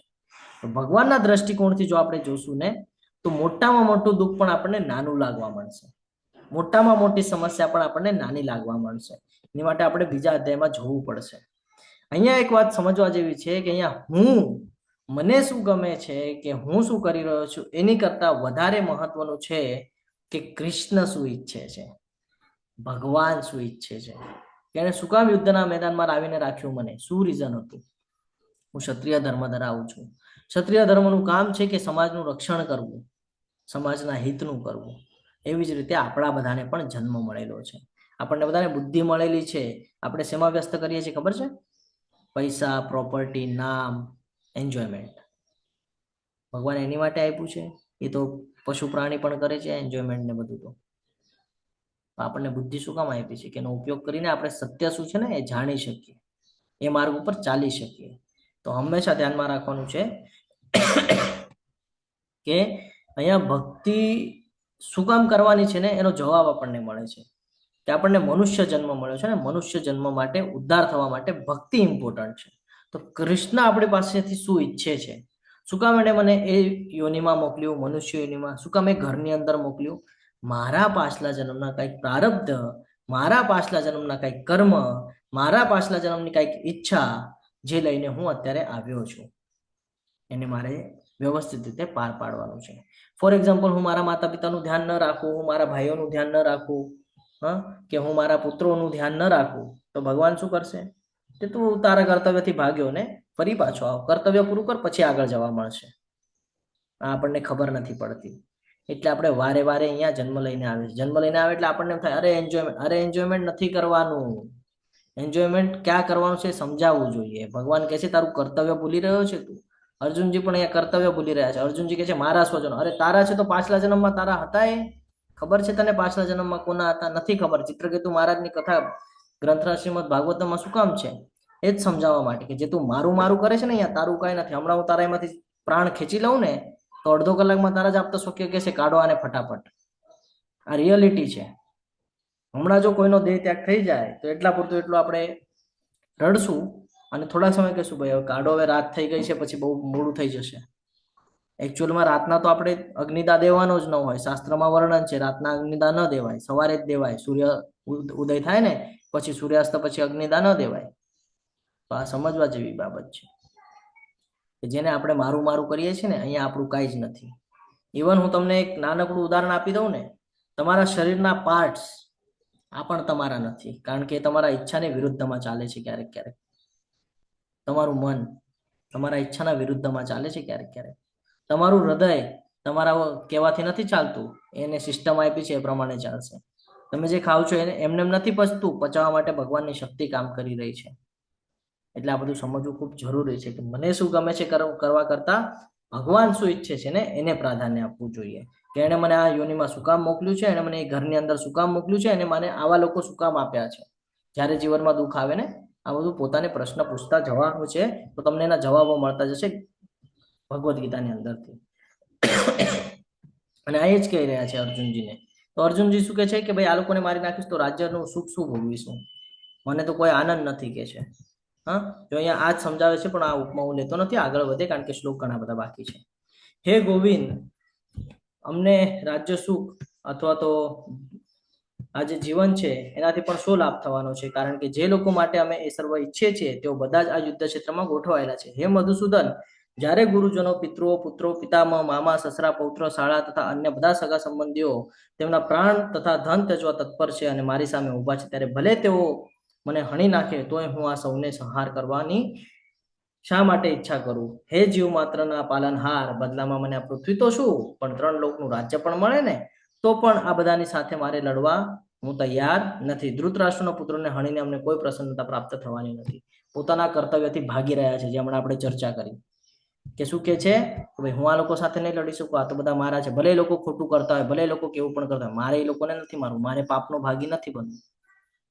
અહીંયા એ જ કે છે કે હું મારા પરિવારની સાથે સુખી રહેવા માંગુ છું. હું એ લોકોને મારીને ક્યાં સુખી રહેવાનો છું? મને સુખ મળશે કે હું આ લોકોને મારી નાખીશ તો મને યાદ આવશે કે ભાઈ આ જગ્યા ઉપર મેં આને માર્યું હતું, આ સિંહાસન ઉપર તો ભીષ્મ દાદા બેસતા, ઓલા ઉપર દ્રોણાચાર્ય બેસતા. હા, આ બધું મને યાદ આવશે તો હું તો એ લોકોને મારી જ નહીં શકું કે છે. તો એવી રીતે એની જે દ્રષ્ટિ છે એ પ્રમાણેની છે, એ પોતાને શરીર પ્રમાણે જોઈ રહ્યા છે. એટલે એમને આ બધા તર્ક વિતર્ક થાય છે. શું શરીર પ્રમાણે? કે આ મારા છે, રાજ્ય છે, પરિવાર છે. હા, આ બધું જોઈ રહ્યા છે. શું કે છે અર્જુન કે જે કાંઈ પણ પરિવાર છે એની માટે હું બધું મેળવવા માંગુ છું, અને આ પરિવાર જ જો નહીં રહે તો પછી આ બધું મેળવીને એનો અર્થ શું? એટલે એનો અર્થ હું તમને હવે હજી એક સમજાવું. તમે ખાલી પૈસા ઉપર ધ્યાન આપતા હો. એક એક્ઝામ્પલ આપું છું તમને ભૌતિક જગતનું, ખૂબ સરસ રીતે સમજાશે આપણને. આખું જીવન તમે પૈસો કમાવામાં લગાડી દીધું, હવે અંતિમ સમયમાં તમને પૈસા જ વાપરવાનો અવસર ન મળ્યો તો શું કરશો? બહુ પૈસા કમાવી લીધા, કરોડો અબજો કમાવી લીધા, લાસ્ટ મોમેન્ટ ઉપર તમે ડોક્ટરને કહેશો ને કે 500 કરોડ આપું છું, જીવ બચાવ, નહીં બચાવી શકે. આ સમજી લ્યો કે જે સમય જ્યાં વ્યર્થ કરવાનો છે ને, તમે ખોટી જગ્યાએ લગાડી રહ્યા છો સમયને લગાડવાનું છે સાચી જગ્યાએ. એવું નથી, ભગવાન એમ નથી કહેતા કે ભાઈ કમાવાનું છોડી દે. ભગવાન કહે છે કમા, પણ અલગ માધ્યમથી કમાવું, તને ભરીને આપીશ. અને ઘણા બધા લોકો આ માર્ગ ઉપર ચાલીને આજે કરોડપતિ થઈ ગયા છે. ઘણા બધા ઉદાહરણો છે જે ભગવાનના માધ્યમથી ચાલીને સમજીને એ પ્રમાણે ભગવદ્ ગીતાને જીવે છે અને આજે સુખનો અનુભૂતિ કરે છે. જોઈએ એટલે એના કરતા વધારે પ્રમાણમાં એ લોકોને બધું પ્રાપ્ત છે. ઘણા બધા ઉદાહરણો છે, હું લાસ્ટમાં સમજાવું છું તમને. તો અર્જુનજી અહીંયા પોતાનું કર્તવ્ય છે એ ભૂલી રહ્યા છે. ક્ષત્રિય ધર્મ ધરાવે છે ને, ક્ષત્રિય ધર્મનું કામ છે કે જે કાંઈ પણ અધર્મ થાય છે અધર્મનો નાશ કરી અને ધર્મની રક્ષા કરવી. તો એ અહીંયા ભૂલી રહ્યા છે. એને લાગે છે કે ભાઈ આ બધા મારા સગા સંબંધી છે. અરે સગા સંબંધી છે તો અધર્મ શું કામ કરી રહ્યા છે? તું આટલો જ્ઞાની અને એ લોકો શું મૂર્ખ છે? એ લોકો પણ જ્ઞાની જ છે ને, પણ લોકો કૃત્ય એવું કરે છે જેનો તારે વિરોધ નોંધાવવાનો છે. આપણા સાથે પણ આવું થાય છે. કોઈક આપણને કહી દે કે ભાઈ આપણે તિલક નહીં કરવું જોઈએ, શું ધોતી કુર્તો પહેરીને ફરે છે, વિરોધ નોંધાવવો જોઈએ આપણે કે ભાઈ મારું છે, મને નિર્ણય લેવા દે, તું શું કામ નિર્ણય લે છે? તારા નિર્ણયમાં હું આવું છું નહીં, તો પછી મારા નિર્ણય મને લેવા દે. મને જે વ્યાજબી લાગે છે હું કરું છું, મને એમાં આનંદ આવે છે હું એમાં આનંદ લઉં છું, તને એમાં આવે છે તું એમાં લે. તમને કહેતા આવડવું જોઈએ. તમે વિરોધ જ નહીં નોંધાવો તો તું શું કે છો? 4 લોકો શું કે છે, નામ મૂકે છે આપણને, એક માળા લઈને ફરશું તો 4 લોકો કે છે ભક્ત થઈ ગયો. બોલવા દો ને, ભક્ત બોલીને એકવાર એનામાં તો સ્વીકૃતિ આવશે ભક્તની. અચ્છા નહીં બી આવે તો આપણને ભક્ત કહે છે તો આપણે તો શ્રેષ્ઠતા અનુભવવાની છે કે ભાઈ મને ભક્ત કીધું હો. એટલે મારે હવે એ લાયકાત ધરાવવી જોઈએ ભક્તની, કારણ એને મને કહી દીધું છે ઓલરેડી, મને પોઝિશન આપી દીધી ભક્ત. એટલે એવી પોઝિશન કે તમને પ્રધાનમંત્રી કહી દીધું હોય એવું લાગવું જોઈએ કે ભાઈ પ્રધાનમંત્રી કહી દીધું મને, તો આપણે એવી લાયકાત ધરાવવાની છે કે ભાઈ હું પ્રધાનમંત્રી છું. તો ભક્ત કેમ તો કહી દે ને હા ભાઈ હું ભક્ત છું, તો આપણે એવી લાયકાત ધરાવવાની છે કે ભાઈ હું માળા કમ્પ્લીટ કરું છું, 16 માળા કરું છું, મંગળા આરતીમાં જોડાવું છું. તો આપણે એવી લાયકાત કરી લેવાની છે. આગળ વધીએ. જો અમે આવા આતતાઈઓને હણીશું તો અમે પાપમાં જ પડીશું, માટે જ અમે ધૃતરાષ્ટ્રના પુત્રો તથા તેમના મિત્રોનો વધ કરશું તો તે ઉચિત થશે નહીં. હે લક્ષ્મીપતિ કૃષ્ણ, આનાથી અમને શું લાભ થવાનો છે અને અમારા જ કુટુંબીજનોને હણીને અમે કેવી રીતે સુખી થઈ શકશું? અહીંયા પૂર્ણપણે જોઈએ આપણે તો એ શરીર તરીકે ઉલ્લેખ કરી રહ્યા છે, રિલેશન તરીકે જોઈ રહ્યા છે, પોતાના કર્તવ્ય તરીકે જોઈ નથી રહ્યા. અહીંયા શું કહે છે કે અમે આતતાઈઓને હણીશું તો અમે જ પાપમાં પડીશું, અને પાપનો ભય લાગે છે. પણ શાસ્ત્ર શું કહે છે ને એ જાણવું જરૂરી છે. શાસ્ત્ર કહે છે કે જ્યારે ધર્મના વિરુદ્ધમાં કોઈ બાબતો થતી હોય ને, ધર્મના વિરુદ્ધ કોઈ વ્યવસ્થાઓ કરતા હોય ને, તો એનો વિરોધ નોંધાવો આ પાપ નથી લાગતું. કાલ સવારે ઉઠીને તમને કોઈ એમ કહે ને કે શું કામ માળા કરે છે, શું કામ તિલક કરે છે, અને તમે એનો વિરોધ કરો ને, તો તમે કર્મના બંધનમાં નહીં બંધાવો, કારણ કે તમે ધર્મની રક્ષા કરવા માટે બોલો છો. એની પાછળનો તમારી વિચાર શું છે ને એ બહુ મહત્વનું કામ કરે છે. જો એની પાછળ વિચાર એવું હોય કે મને બોલ્યો તો એ અવશ્ય બંધન લગાડશે, પણ જો તમારે વિચારની પાછળ એવું હોય કે હું આજે આને નહીં ટોકું ને તો આ 4 લોકોને નેગેટિવ કરશે, અને જે ભક્તિ કરતા હશે ને એનું પણ પતન કરી નાખશે. એટલા માટે મારે એને રોકવો જરૂરી છે ને એટલા માટે થઈને જો તમે બોલતા હો તો એનું બંધન લાગતું નથી. શાસ્ત્ર સંમત છે, કારણ કે અહીંયા જો શાસ્ત્ર શું કહે છે આપણે સમજવાનો પ્રયત્ન કરીએ. આ એ સમયનું છે પણ અહીંયા પણ લાગુ થાય છે. સૌથી પહેલું છે ઝેર આપનાર. એટલે બધા લોકો આવી રીતે બોલી ટોકીને આપણને ઝેરની જેમ ત્રાસ આપતા હોય છે, ખબર છે? આ શું કરે છે, ઓલું શું કરે છે, અરે આ ભણવાનો સમય છે, આમ છે, તેમ છે, તેમ છે. પણ તમે કોઈ દિવસે એને પ્રશ્ન પૂછ્યો છે કે ભાઈ જે તું ભણેલું છે, જે સ્કૂલ કોલેજમાંથી જ્ઞાન લીધું છે, તને અત્યારે કેટલું કામ લાગે છે? શું એ તને સુખી રાખે છે? મોટી ડિગ્રીની વાત કરીએ ને, કોઈ તમને એમ પણ જવાબ છે કે મારી પાસે ડિગ્રી છે ને મને 5 લાખનું મહિનાનું પેકેજ છે. કોઈ કહે છે હું 1 કરોડ મહિનાના કમાઉં છું, એને પૂછજો સુખી છે? તું 500 કરોડ એક દિવસના પણ કમાતો હોય ને તો પણ તું સુખી નથી. એને કહીએ તને ચિંતા છે શેની ખબર છે? ભાઈ મારી પ્રોપર્ટીનું શું થશે, પૈસા છે ક્યાંક મારું નામ નીચે ન વયું જાય, ક્યાંક આ વર્ષે મારું જે ઇન્કમ છે, મારું જે ગ્રોથ છે એ ક્યાંક ડાઉનફોલ ન થાય, આ બધું ચિંતા રહેશે. તો આ હંમેશા ધ્યાનમાં રાખવાનું છે. કોઈ તમને ટોકે ને તો એને જવાબ દેતા તમને આવડવું જોઈએ. તો આવી રીતે ઝેર આપે છે આપણને બોલીને, તો હંમેશા એનો વિરોધ નોંધાવવો જોઈએ. જો એ શાસ્ત્રના વિરુદ્ધ બોલતા હોય, ફરીથી કહું છું, જો શાસ્ત્રના વિરુદ્ધ હોય તો. બીજું, જે ઘરમાં આગ લગાડે છે, એ સમયે પણ લાગુ થાય છે, અત્યારે પણ. ત્યારે લાક્ષાગ્રહ કરેલું હતું, અત્યારે કેવી રીતે આગ લગાડે છે? ઓલા જેમ દ્રોણાચાર્યને પેટાવ્યું હતું ને, અગ્નિમાં હવનના સામગ્રીઓ નાખે તો કેવી રીતે ભડકો થાય. આપણા ઘરમાં પણ આવી રીતે થતું હોય છે, આગ લગાડે. અરે શું આ ઉંમર છે આની આ બધું કરવાની? આ જોતો આ કેવું કરે છે બધું. એટલે પછી માતા પિતા આવીને કે એ ભાઈ તું આવું નહીં કરતો, કાલથી આ બાજુવાળા બોલે છે, બાજુવાળા કહે છે કે આટલી નાની ઉંમરમાં ભક્તિ કરે છે. સમજાવવું જોઈએ, વિરોધ નોંધાવતા આવડવું જોઈએ. જે જીવલેણ શસ્ત્રોથી હુમલો કરે છે, અહીંયા તો શસ્ત્ર એટલે મોટું જ શસ્ત્ર છે અત્યારના સમયમાં તો. જે ન બોલવાનું છે એ બધું બોલી નાખે. આને કહેવાય શસ્ત્ર. આ એક પ્રકારનું શસ્ત્ર છે, તમે માનો ના માનો. મને ખબર છે, હું લોકો સાથે વાતો કરતો, મને ખબર છે આ એક પ્રકારનું શસ્ત્ર છે. એવું બોલી દે ને કે આપણને એવું લાગે મને એવું કામ બોલ્યું. પણ આપણે જ્ઞાની હોય તો આપણને જવાબ દેતા આવડતા હોય કે આમ બોલે છે ને, એનો જવાબ આવી રીતે આપી શકીએ છીએ આપણે. શાસ્ત્ર સંમત જવાબ આપવાના, એટલે સામેવાળો બીજી વાર બોલે નહીં. બીજું, જે સમૃદ્ધિ લૂંટે છે. સમૃદ્ધિનો અર્થ શું છે કે તમે એક લેવલ ઉપર પહોંચી ગયા છો ભક્તિમાં અને એમાંથી તમને પાછું ખેંચે છે, તો એનો વિરોધ નોંધાવવો જોઈએ. આ એ સમયની વાત છે, હું તમને અત્યારના સમયને અટેચ કરીને સમજાવવાનો પ્રયત્ન કરું છું કે તમે જો ભક્તિમાં 16 માળા કરતા થઈ ગયા છો અને સામેવાળો તમારો સમય વ્યર્થ કરી રહ્યો છે, 16 માળામાંથી તમે 6 માળા પર આવો, એ વ્યાજબી નથી. એ એવું છે કે તમે 10મીમાંથી પહેલીમાં આવ્યા. એટલે તમારી અંદર જે સક્ષમતા છે, જે સમૃદ્ધિ છે, એને સંભાળવું ખૂબ જરૂરી છે. એક જે બીજાના જમીન ઉપર કબજો કરે છે અને બીજું જે બીજાના પત્નીનું અપહરણ કરે છે, આ બે હંમેશા ધ્યાનમાં રાખવાનું છે. એમ તો આ 6 પોઈન્ટ આપણી માટે ખૂબ મહત્વના છે. આ 6 પ્રકારનું જો કોઈ આપણું પતન કરતું હોય તો એમની સામે વિરોધ નોંધાવવો જરૂરી છે. એવા કર્મનું આપણને બંધન લાગતું નથી જો આપણે શાસ્ત્રના રક્ષા માટે, શાસ્ત્રના ધર્મના રક્ષા માટે જો આપણે કરતા હોઈએ તો. પોતાનો વિચાર કરીને કરશું, શરીરનો વિચાર કરીને કરશું તો કર્મના બંધનમાં અવશ્ય બાંધશે, પરંતુ શાસ્ત્રને બચાવવા માટે જો આપણે વિરોધ કરીએ છીએ તો કોઈ દિવસ આપણને પાપનો ભાગી થતા નથી. આ ભગવાન આગળના શ્લોકમાં આપણને સમજાવશે જ્યારે આપણે એમાં આવશું ત્યારે. કૌરવોએ પાંડવો ઉપર તમામ 6 પ્રકારની આક્રમકતા કરી હતી, તેથી તેમને મારી નાખવાથી કોઈ પણ પાપી પ્રતિક્રિયાઓ થશે નહીં. માધવ જે ભાગ્યદેવીના પતિ છે, લક્ષ્મી દેવી, વિચાર કરો, જે જ્યાં ભાગ્યદેવીના પતિ હોય, જે શ્રી કૃષ્ણના શરણમાં હોય, એની પાસે લક્ષ્મી આવે કે ના આવે? આ તો હું લાસ્ટમાં તમારી સાથે શેર કરીશ, સમય વયો જશે. અર્જુન કૃષ્ણને માધવ તરીકે ઓળખાવે છે, જે સૂચવે છે કૃષ્ણએ અર્જુનને જે આખરે દુર્ભાગ્ય લાવશે એમાં અર્જુનને જોડાવું જોઈએ નહીં. જો કે કૃષ્ણ ક્યારેય કોઈને દુર્ભાગ્ય આપતા નથી, એમાં પોતાના ભક્તોને ક્યારેય પણ નહીં. ભગવાન પોતે એવું સ્ટેટમેન્ટ આપ્યું હતું કે હું શસ્ત્ર નહીં ઉપાડું. આપણે બીજા દિવસે આપણે ચર્ચા કરી હતી, તો ભગવાને કીધું કે હું શસ્ત્ર નહીં ઉપાડું. યાદ કરજો એ પ્રસંગ, જ્યારે ભીષ્મ પિતામહ આવી જાય છે અર્જુનની સામે અને મારવા માટે તૈયાર થઈ જાય છે, તો ભગવાન પૈડું હાથમાં લઈ લે છે રથનું. ભગવાન બધા નિયમો તોડવા તૈયાર થઈ જાય છે પોતાના ભક્ત માટે.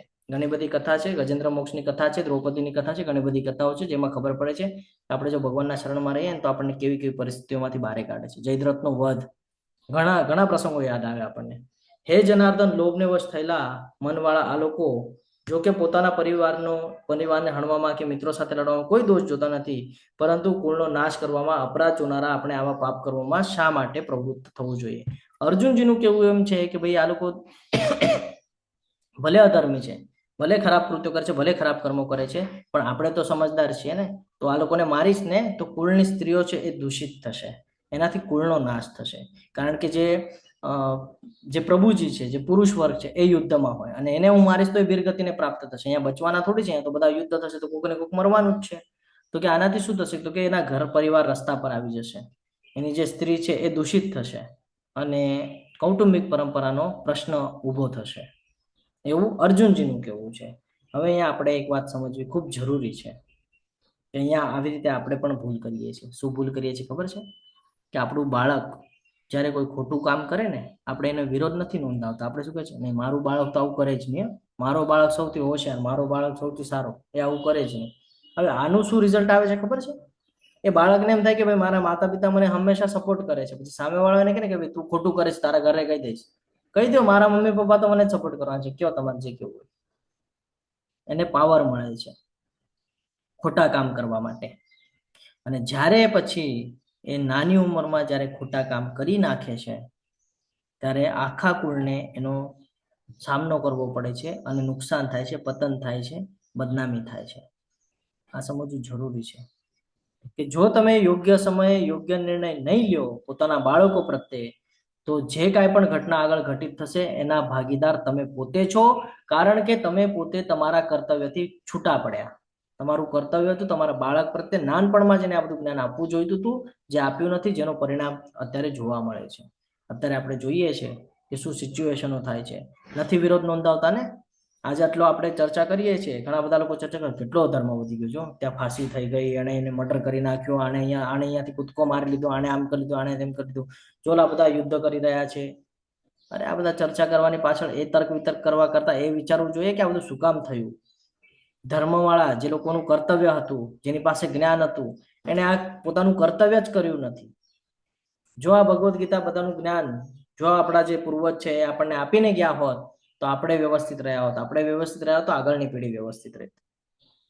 પણ આપણે આપણા કર્તવ્યથી ભાગી ગયા એટલે ધીરે ધીરે આ બધું ડિસ્ટ્રોય થતું જણાય છે. એટલે કે છે કે કુળનો નાશ થાય, સનાતન કુળ પરંપરા નષ્ટ થઈ જાય છે અને એ રીતે બાકીનું કુટુંબ અધર્મમાં સપડાય છે. આપણે સારા લોકો, એક એક્ઝામ્પલ એટલા માટે સારા કહું છું કે આપણે ભગવદ્ ગીતા શીખી રહ્યા છીએ. બાકી આપણા અંદર પણ ઘણી બધી ખરાબ વૃત્તિઓ છે, બરાબર છે, પણ અત્યારે હાલમાં આપણે સારા છીએ. આ ક્ષણ પર આપણા જેવા સારા લોકો જેની પાસે બધું જ્ઞાન છે એ બીજાને દેતા નથી, જેના લીધે આ પરંપરા ડિસ્ટ્રોય થઈ રહી છે. કે અત્યારે ખૂબ નાની એજની અંદર અમને ઘણા બધા એવા કહીએ ને કે ન્યૂઝ મળતા હોય, ફેમિલીઓ અમારી પાસે આવતી હોય, એટલે અમને ઘણા બધા અનુભવ છે કે ખૂબ નાની એજમાં લગ્ન કરી લે, ખૂબ નાની એજમાં ભાગી જાય, ખૂબ નાની એજમાં વ્યસની થઈ જાય. રીઝન માતા પિતા પછી રડતા હોય અમારી સામે કે ભાઈ આ જુઓ ને આવું થઈ ગયું, આને કેમ ઓલું કરવાનું. પછી અમે પૂછીએ કે કેમ તમે એને શીખવાડ નહીં, સાંભળતો જ નથી. અરે કેમ ન સાંભળે? નાનો તમારી કરતા છે, તમારું સાંભળવું જ જોઈએ ને. તો કે જિદ્દી છે. અરે જિદ્દી ક્યારે થયો? જ્યારે તમે સપોર્ટ કર્યો ત્યારે એ જિદ્દી થયો ને. નાનપણમાં એને થોડી ખબર હતી કે મારે જીદ કરવાની છે. એનામાં એ ગુણ આવ્યા ક્યાંથી? સંગતનો અસર. કોને સંગ કર્યો? તમે. સપોર્ટ તો તમે જ કર્યો એને. કઈ માગે એટલે આપી દીધું, 4 વાર આપ્યું એટલે એને ખબર છે જીદ કરીશ એટલે આપે છે તો આપી દીધું. આવી નાની નાની ભૂલ આપણે જ કરીએ છીએ, પછી પાપના ભાગી આપણે બનીએ છીએ. પણ આપણે શું કહીએ છીએ? ભાઈ મેં નથી કર્યું, હે આ મારો છોકરો નથી, મારો છોકરો આવું ન કરે. અરે આપણે જેને સપોર્ટ કરીએ છીએ અને પછી એ અધર્મમાં સપડાય છે. આગળ કે છે કે જો એ લોકો કુળ પરંપરાનો નાશ થશે તો શું થશે? અવાંછિત સંતતિ ઉત્પન્ન થશે. હે કૃષ્ણ, જ્યારે કુળમાં અધર્મનું પ્રાધાન્ય થાય છે ત્યારે કુળની સ્ત્રીઓ દૂષિત થઈ જાય છે અને સ્ત્રીત્વના પતનથી હે વૃષ્ણવંશી અવાંછિત સંતતિ ઉત્પન્ન થાય છે. અત્યારના કન્ડિશનમાં આ સંપૂર્ણ રીતે લાગુ પડે છે કે નાના નાના એજમાં બાળકો લગ્ન કરી લે છે. જ્યારે એની જ્ઞાનની સિચ્યુએશન છે એ એજની અંદર એ લગ્ન કરે છે. જ્યારે કે 4 વર્ણ 4 આશ્રમ જો આપણે ડિટેલ્સમાં વાત કરીએ તો 4 આશ્રમ, પહેલા 25 વર્ષને એક આશ્રમ કીધો છે જેને બ્રહ્મચર્ય કહેવામાં આવે છે. બીજો આશ્રમ 26 વર્ષથી 50 વર્ષનો છે જેને ગ્રહસ્થ કહેવામાં આવે છે. 25 વર્ષની પહેલા તો અહીંયા લગ્ન બાળકો થઈ ગયા હોય. 25 વર્ષની પહેલા તો હજી તો એ પૂર્ણ જ્ઞાનમાં પણ ન હોય. એના માતા પિતા એને પોષતા હોય ને ત્યાં એને બાળકો થઈ ગયા હોય. હવે તમે વિચાર કરો કેવી રીતે એની ગ્રોથ થશે. હવે એને જ ખબર નથી કે મારે શું કરવાનું છે. પોતે જ એના માતા પિતા ઉપર ડિપેન્ડ છે. એના બાળકને શું શીખવાડવાનું છે? સમજાય છે? પહેલાના સમયની જો વાત કરીએ તો ખબર બી નહોતી કે કોની સાથે લગ્ન થવાના છે. એન્ડ મોમેન્ટ પર ખબર પડે કે આની સાથે મારા લગ્ન થવાના છે. અને પહેલાની સ્ત્રી એવી હતી કે પરિસ્થિતિ કોઈ પણ હોય સાથ સહકાર આપીને એડજસ્ટમેન્ટ કરી લે, જેવી પણ પરિસ્થિતિ હોય. અત્યારે મારા મન જેવું થશે તો હું રહીશ, મારા મનના વિરુદ્ધમાં થયું તો હું છોડી દઈશ. આ વૃત્તિ ક્યાંથી આવી? ઘરવાળાઓ સપોર્ટ કરે એટલા માટે આવી.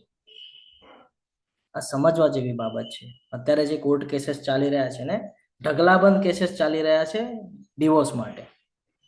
કયા પણ કોર્ટમાં જાઓ તમે, ભારતના કયા પણ કોર્ટમાં જાઓ, ઢગલાબંધ પેન્ડિંગ કેસીસ પડેલા છે ડાયવોર્સના. 10 વર્ષનું રિલેશન, 5 વર્ષનું રિલેશન, 2 વર્ષનું રિલેશન, લગ્ન કરેલા છે અને 2 મહિનામાં ડિસ્ટ્રોય.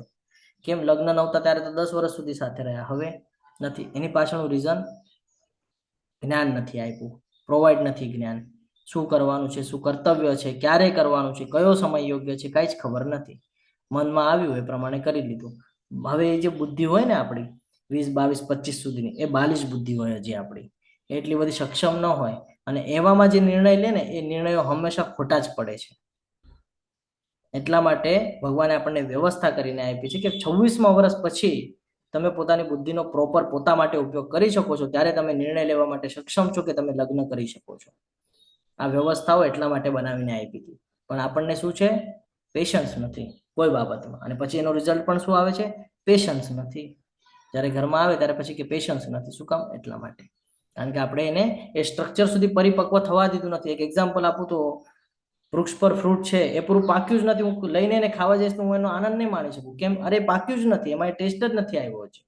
પણ પૂરું પરિપક્વ થઈ ગયું હશે પછી હું તોડીને ખાઈશ ને તો મને એનો આનંદ મળશે. તો આ વાત આપણને સમજવા જેવી છે. આ બધા માટે લાગુ થાય છે. તો આવી રીતે જ્યારે આપણે અધર્મ વધી જાય છે ને તો એ આપણું પતન કરી નાખે છે. કેવી રીતે? તો કે સ્ત્રીનું પતન થાય છે અને એના પતનથી અવાંછિત સંતતિ ઉત્પન્ન થાય છે. આગળ વધીએ તો અવાંછિત પ્રજાની વૃદ્ધિ થવાથી, હવે જેની પાસે જ્ઞાન જ નથી, પોતાના મન મરજી પ્રમાણે જેણે જે સંતતિ ઉત્પન્ન કરેલી છે એની વૃદ્ધિ થવાથી પરિવાર માટે તથા પારિવારિક પરંપરાઓને નષ્ટ કરનારા એમ બંને માટે નિસંદેહ નરકીય જીવન ઉત્પન્ન થાય છે. આ વાત એટલી જ સાચી છે. ઘરના અંદર પછી ઝઘડા જોવા મળે છે. શું કામ? ખબર જ નથી શું કરવાનું છે, શું નથી કરવાનું. ખબર જ નથી કે મોટા લોકો છે, વડીલો છે, શું સમજાવવા માંગે છે, ખબર જ નથી. પછી શું થાય? પરિવારની અંદર કલેશ થાય, ઝઘડા થાય અને નરકીય જીવન જીવતા જીવતા પણ નરક જેવું જીવન લાગે કે ભાઈ કન્ટિન્યુઅસ કકળાટ ને ઝઘડા ને એવું જ બધું જોવા મળે છે. એટલે આ બધું સમજવું ખૂબ જરૂરી છે. અને આવા પતિત કુટુંબોના પૂર્વજો અધપતન પામે છે. હવે જ્યારે ફેમિલીની અંદર કન્ટિન્યુઅસ ઝઘડા થતા હશે તો એ શું કરશે? એ કહેશે કે ભાઈ મારું આની સાથે પટતું નથી, હું તો આના લાસ્ટ ઓલા પર પણ જઈશ નહીં. હવે જ્યારે મૃત્યુ સમય નહીં આવે તો એ શું કહેશે? ભાઈ મારું એની સાથે નહોતું પડતું, હું કાંઈ ની કાંઈ ક્રિયાવિધિ કરાવીશ નહીં. એ જ સમજાવે છે અહીંયા કે પૂર્વજો પણ અધપતન થાય છે, કારણ કે તેમને જળ તથા પિંડદાન આપવાની ક્રિયાનો સર્વથા લોપ થઈ જાય છે. તમને બધાને ખબર હોય તો રામચંદ્રજીએ દશરથજી માટે પિંડદાન કરેલું હતું. જ્યારે કે સીતાજીએ કીધેલું કે પિંડદાનની વિધિ થઈ ગઈ છે, તો પણ એને પોતે કરેલું હતું. ખબર છે આ પ્રસંગ? ઘણા બધા લોકોને ખબર હશે, ઘણા બધા લોકોને નહીં ખબર હોય. તો આ સમજવું જરૂરી છે. આપણે તો શું કરીએ છીએ, 4-5 દિવસ થાય એટલે વરસી વાળી લઈએ. અરે હજી પૂરી પ્રોસેસ પણ નથી થઈ. પૂરી પ્રોસેસ પણ નથી થઈ. હજી જે જીવ છે ને એ અમુક સમય સુધી તમારી આજુબાજુ જ ભટકતા હોય. ખબર છે? એની માટે ગરુડ પુરાણ ભગવાને મૂકેલું છે. ગરુડ પુરાણની અંદર ઉલ્લેખ છે. આપણને એવું થાય કે ભાઈ મૃત્યુ પછી વાંચે, મૃત્યુ પહેલા ન વચાય. ઘણા બધાના સ્ટેટમેન્ટ છે મૃત્યુ પહેલા ન વચાય. મને એક માતાજી કીધેલું કે પ્રભુજી અમને તો એમ કે છે કે મૃત્યુ પહેલા ન વચાય. મેં તો કીધું મેં 4-5 વાર વાંચીને થઈ ગયું મારું. મૃત્યુ પહેલા વાંચો તો ખબર પડશે કે આગળ જઈને શું સ્ટ્રક્ચર થઈ શકે છે આપણું. તો એ ભૂલ નથી કરવાની, એટલે મૃત્યુ પહેલા વાંચવાનું છે. એ જે મૃત્યુ થઈ ગયું છે ને એના પાછળ વંચાવવાનું રીઝન એવું છે કે એની આજુબાજુ જે બેસેલા છે ને, જે સાંભળી રહ્યા છે, એને ખબર છે કે આ જે જીવ હતો, જે બોડી હતી જેની અંદર જીવ હતો, એ જીવે કેવા કેવા કામ કરેલા છે એને ખબર છે. એટલે યાદ અપાવે છે કે જો આવા કામ કરીશ ને તો આવું બધું પ્રાપ્ત કરવું પડશે, આવા યોનિઓમાં જવું પડશે, આવા ત્રાસ બધા સહન કરવા પડશે. એટલા માટે એ સમજાવે છે. શું કામ મૃત્યુ પછી 12મો અને 15મો અધ્યાય સમજાય છે? એ હિસાબથી જોવા જાય તો ભગવદ્ ગીતાનો 12મો અને 15મો અધ્યાય સ્કીપ કરવો જોઈએ. શું કામ મૃત્યુ પછી કહે છે કે જ્ઞાન આવવું જરૂરી છે સમયની પહેલા. મૃત્યુ થઈ ગયા પછી તમે કાંઈ નથી કરી શકતા. કાંઈ કરવું હોય ને તેની માટે શરીરની આવશ્યકતા પડે છે. આત્મા શરીર વગર કાંઈ કરી નથી શકતો. તો શરીર છે ને ત્યારે એનો ઉપયોગ યોગ્ય જગ્યા પર કરવો જરૂરી છે. અન્યથા શું થાય છે? પતન થઈ જાય છે. કેમ પતન થાય છે? કારણ કે તમે જ તમારા પુત્રને આ શીખવાડ્યું નથી, તો એ ફોલો નહીં કરે. એ ફોલો નહીં કરે તો ડિસ્ટ્રોય. એટલે ભગવદ્ ગીતા આપણને શીખવાડે છે કે કોઈના ઉપર ડિપેન્ડ ન રહેવું હોય તો ભગવદ્ ગીતાનું જીવન જીવતા શીખી જાઓ. પોતાનો ઉદ્ધાર પોતે જ કરી લો. પછી ભલે પિંડદાન કરે કે ન કરે, પણ પોતાનો ઉદ્ધાર પોતે કરવાનો છે. કેવી રીતે? આગળ જેમ જેમ વધશે એમ ભગવાન આપણને સમજાવશે. જે લોકો પાપ કર્મો વડે કુળ પરંપરાનો નાશ કરે છે અને એ રીતે અવાંછિત સંતતિને જન્મ આપે છે ને, તેમના દુષ્કર્મોથી સર્વ પ્રકારના સામુદાયિક કાર્યો તથા પારિવારિક કલ્યાણ કાર્યો વિનષ્ટ થઈ જાય છે.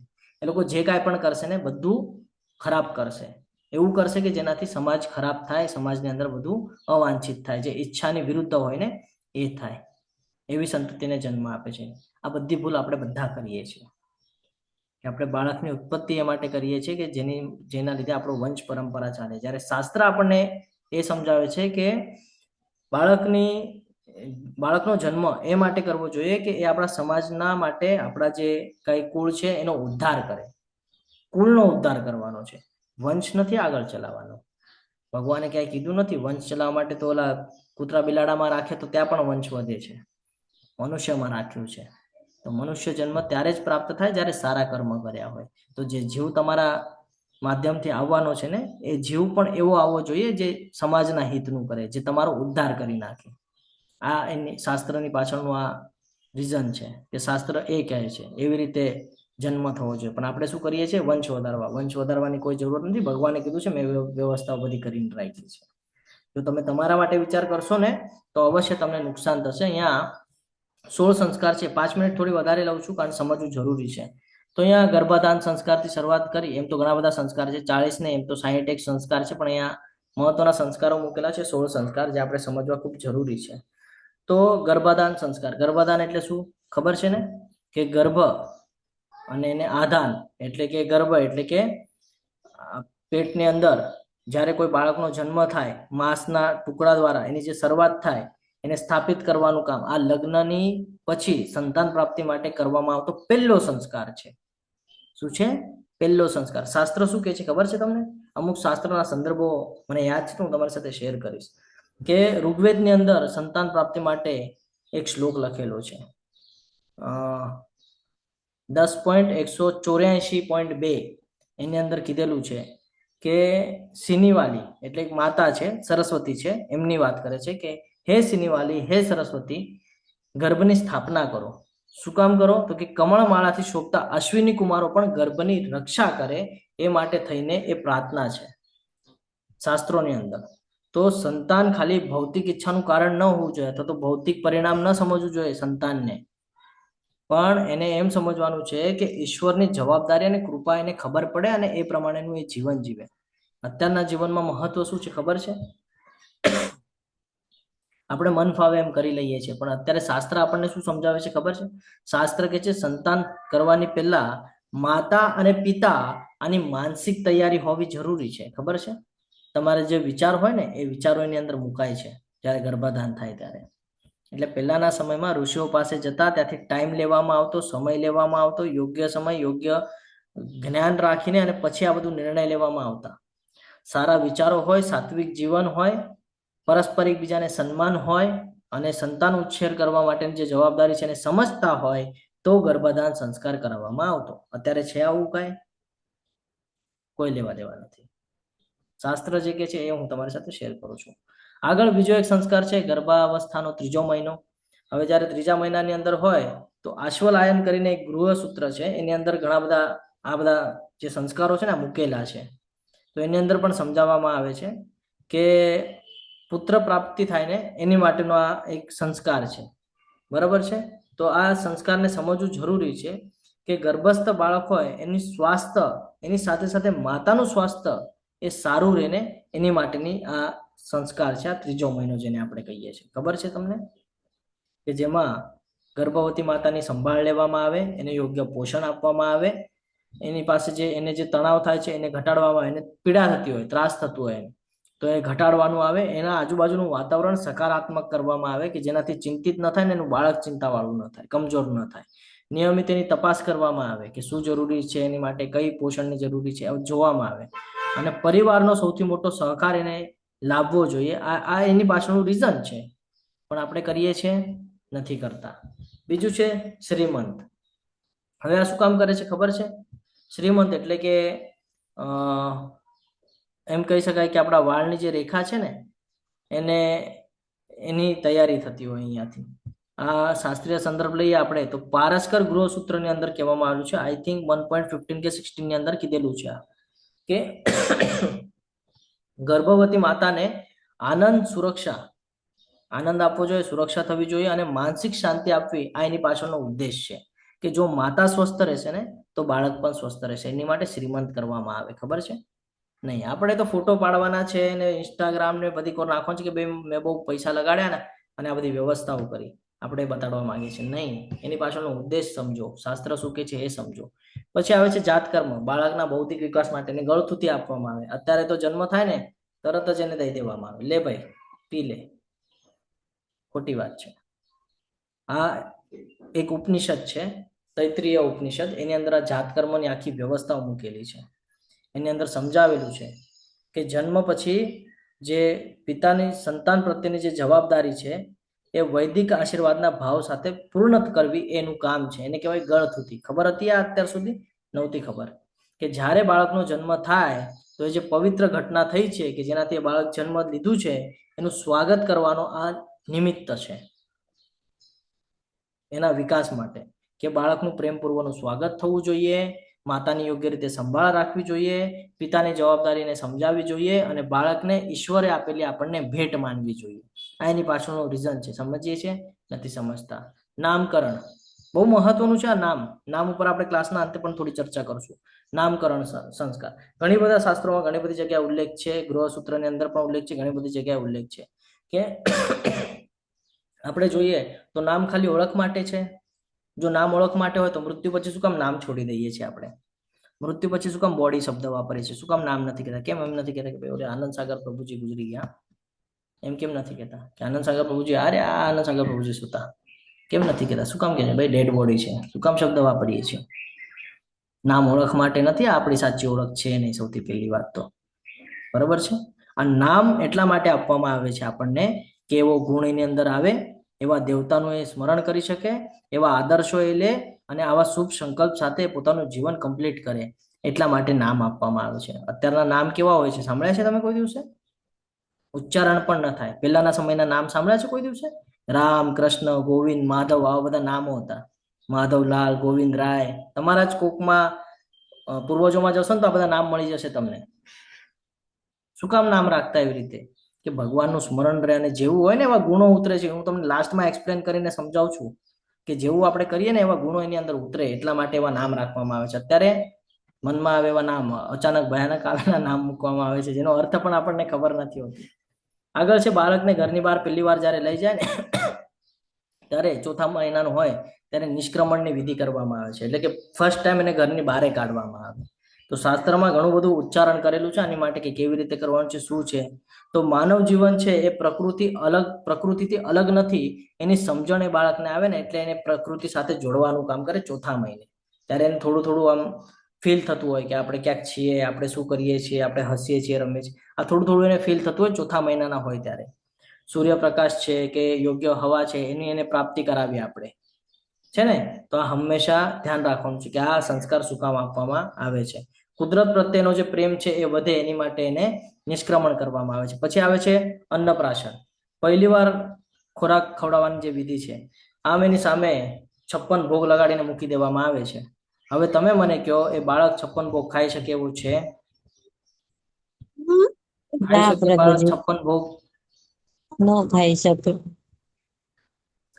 આ સમજવાનું જરૂરી છે કે અન્નપ્રાશનની જે વિધિ છે ને, એ અન્નપ્રાશનની વિધિ તૈત્રીય ઉપનિષદની અંદર એનું વર્ણન કરવામાં આવેલું છે કે અન્નને બ્રહ્મરૂપ જાણવું.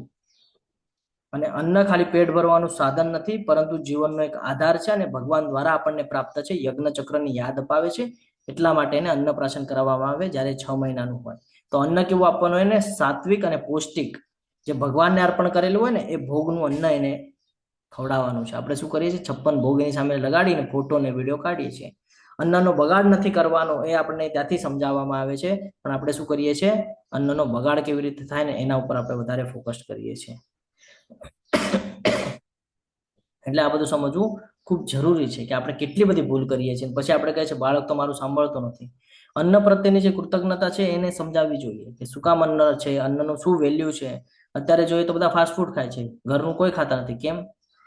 અન્નની વેલ્યુ જ ખબર નથી કે ભાઈ અન્ન શું કામ ખાવાનું છે. અન્ન ખાશું તો એ ભગવાનને ભોગ લાગશે, ભગવાનને ભોગ લગાડેલું ખાશું તો સાત્વિક થશું, સાત્વિક થશું તો ભક્તિમાં મન લાગશે, ભક્તિ પર જીવન કરશું તો ભાઈ કર્મના સિદ્ધાંત પર લાગુ થાય છે કે જે કર્મ આપણને બાંધે છે હવે નથી કરવાનું તો એ કરી શકશું, કર્મના બંધનથી પોતાને બચાવી શકશું. પણ આ બધું નથી આપણે ધ્યાન આપતા.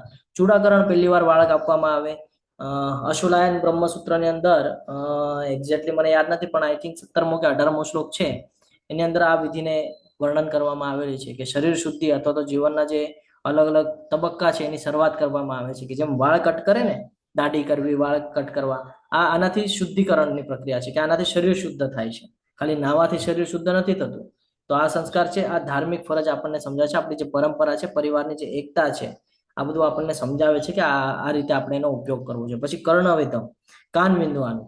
શાસ્ત્રીના અંદર ઘણું બધું લખેલું છે કે કાન વિંધવાની પાછળ ઘણું બધું આપણને લાભ થાય છે.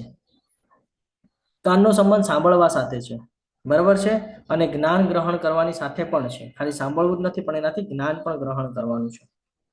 તો સારા શબ્દ સાંભળવા, સારું જ્ઞાન મેળવવું, સારી બાબતો કરવી અને ખરાબ બાબતોથી અલગ રહેવું, એની માટે કાન વિંધવો પડે છે. એ ખબર છે આપણને? નથી ખબર, પણ આ બધું આપણે કાંઈ ફોલો કરતા નથી. પછી છે ઉપનયન, જનેવ. શું કામ આપે છે ભાઈ જનેવ? તો કે ભાઈ આપણને આપણું કર્તવ્ય યાદ રહે કે ભાઈ શું કરવાનું છે, શું નથી કરવાનું. જનેવ આપે એટલે ત્રિકાળ સંધ્યા કરવાની હોય. ન ત્રિકાળ સંધ્યા કરી શકે તો એક સંધ્યા તો પણ કરવાની હોય, જે સવારના હોય, બ્રહ્મ મુહૂર્તની. બાકીની ન કરે તો વાંધો, એક કરવી પડે. પણ નથી, જનેવનો મિનિંગ જ નથી ખબર, શું કામ આપેલું છે. ખાલી એમ લાગે કે ભાઈ દોરો પહેરાવ્યો છે, દોરો નથી. સૌથી મોટી તાકાત છે, ખબર જ નથી. બ્રાહ્મણોની તાકાત શેમાં હોય ને? તો એક શિખા અને બીજું જનેવ, આની અંદર એની તાકાત હોય છે બ્રાહ્મણોને. અત્યારના બ્રાહ્મણોને મળો તો ખબર પડે, કઈ જ તાકાત છે નહીં, ખાલી બોલી જાય છે, પણ જ્ઞાન બોલવા પૂરતું છે નહીં, આચરણ કઈ દેખાતું નથી. પછી છે વિદ્યારંભ. બાળકને પહેલી વાર લખવાનું શીખવાડવામાં આવે. શું લખાવે ખબર છે? 1 2 3 4 ABCD. શાસ્ત્ર શું કે છે ખબર છે? એક શ્લોક છે, સરસ્વતીની પ્રાર્થના છે, ખબર છે? યા કુંદે તુ તુષાર હાર ધવલા. સાંભળ્યું છે કોઈ દિવસે? હા. તો સરસ્વતીનું યાદ થવું જોઈએ એમ શાસ્ત્ર કે છે આપણને. આપણે શું શીખવાડીએ છીએ? 1 2 ABCD આ શીખવાડીએ છીએ. આપણી ભૂલ છે કે આપણે જ્ઞાનની દેવી સરસ્વતીને નમન કરવાની જગ્યાએ આપણે શું શીખવાડીએ છીએ? ABCD શીખવાડીએ છીએ. કે શિક્ષણ ખાલી પૈસા કમાવા માટે નથી. યોગ્ય બુદ્ધિ, યોગ્ય વિવેક અને ચરિત્રના વિકાસ માટે તમારે જ્ઞાન લેવાનું છે. આ એની પાછળનું મંતવ્ય છે. ABCD મંતવ્ય નથી. શાસ્ત્ર ના પાડે છે ABCD ની. શાસ્ત્ર કહે છે કે જે શીખવાડવાનું છે એ શું છે? કે તમારી બુદ્ધિ વિવેકની સાથે ચરિત્રના સારા માટે, ચરિત્રના વિકાસ માટે, તમારે જ્ઞાન લેવા માટે તમને સ્કૂલમાં મોકલવામાં આવશે. એટલા માટે શરૂઆત કરાવે છે ઓમ થી. એની પાસે લખાવાનું છે ઓમ, અને એની શરૂઆત પણ શું કરાવવાની છે? યા કુંદે તુ તુષાર હાર ધવલા શ્લોક સમજાવવાનો છે ને સૌથી પહેલા તો કે ભાઈ આ શ્લોકનો મિનિંગ શું થાય છે, ત્યારે એને ખબર પડશે કે ભાઈ મારે એજ્યુકેશન શા માટે લેવાનું છે. પછી આવે છે અભ્યાસના દરેક કહીએ ને કે વર્ષમાં પહેલા અને પછી કરવામાં આવતો સંસ્કાર છે, આ સમજવું જરૂરી છે. જ્યારે આપણને આ બધું જ્ઞાન આપવામાં આવે છે, બુદ્ધિ આપણી થોડી વિકસિત થાય એ પછી આપણને ખબર પડવી જોઈએ કે આપણે શું કરવાનું છે, શું નથી કરવાનું, ક્યાં કરવાનું છે, ક્યાં નથી કરવાનું. પણ આપણે આ બધું શું કરીએ છીએ? ઇગ્નોર કરીએ છીએ. એજ્યુકેશન કરવાનું છે, પણ શું કામ કરવાનું છે? તો સાચું બોલવાનું છે, ધર્મનું આચરણ કરવાનું છે. હા, કોઈ દિવસે બેદરકાર નથી બનવાનું. આપણું જે કર્તવ્ય છે આ કર્તવ્યને આપણે પૂર્ણપણે પાર પાડવાનું છે, બ્રહ્મચર્યનું પાલન કરવાનું છે. એની માટે અભ્યાસના દરેક વર્ષના પહેલા અને પછી આપણને સમજાવવામાં આવે છે. પણ આપણે શું કરીએ છીએ? ઇગ્નોર કરીએ છીએ કે ભાઈ આ બધું કાંઈ કામ આવવાનું નથી. પછી છે કેશાંત, પ્રથમ હજામત, જ્યારે 16 વર્ષના થાય ને ત્યારે. અને સ્ત્રી માટે છે ઋતુ સિદ્ધિ, એટલે એનું માસિક ચક્ર જ્યારે ચાલુ થાય એની વાત છે. આ કોઈ ખરાબ બાબત નથી, આ શુદ્ધિકરણની એક પ્રક્રિયા છે. પણ આપણે બધા આને કેવી રીતે જોઈએ છે? ખરાબ ઓલામાં જોઈએ છે. આ બહુ જરૂરી છે કે કિશોર અવસ્થાની અંદર માર્ગદર્શન મળવું બહુ જરૂરી છે. શું માર્ગદર્શન? તો કે ઇન્દ્રિયો ઉપર કંટ્રોલ કેવી રીતે રાખવાનો છે, યોગ્ય સંગત કેવી રીતે રાખવાની છે, મિત્ર કોને બનાવવાના છે, કોને નથી બનાવવાના, એનું જ્ઞાન 16 વર્ષની ઉંમરમાં 16 વર્ષ સુધી જો તમે નહીં આપો ને તો એ તમારા માટે પતનનું કારણ બને છે, નુકસાન કરે છે. શિક્ષણ ઉપર ધ્યાન કેવી રીતે આપવાનું છે? કારણ કે 16 વર્ષના થાવ ને ત્યારે તમારી 10th પૂરી થાય છે અને તમે યુવાનીમાં જાઓ છો, તમે કોલેજમાં જાઓ છો, કુમાર અવસ્થામાં જાઓ છો તમે, તો ત્યારે શિક્ષણ ઉપર ધ્યાન આપવું બહુ જરૂરી છે કે તમારે નિર્ણય લેવાનો છે કે જે તમારી ક્ષમતા છે એ ક્ષમતાને ઓળખીને તમારે એ ફિલ્ડમાં જવાનું છે.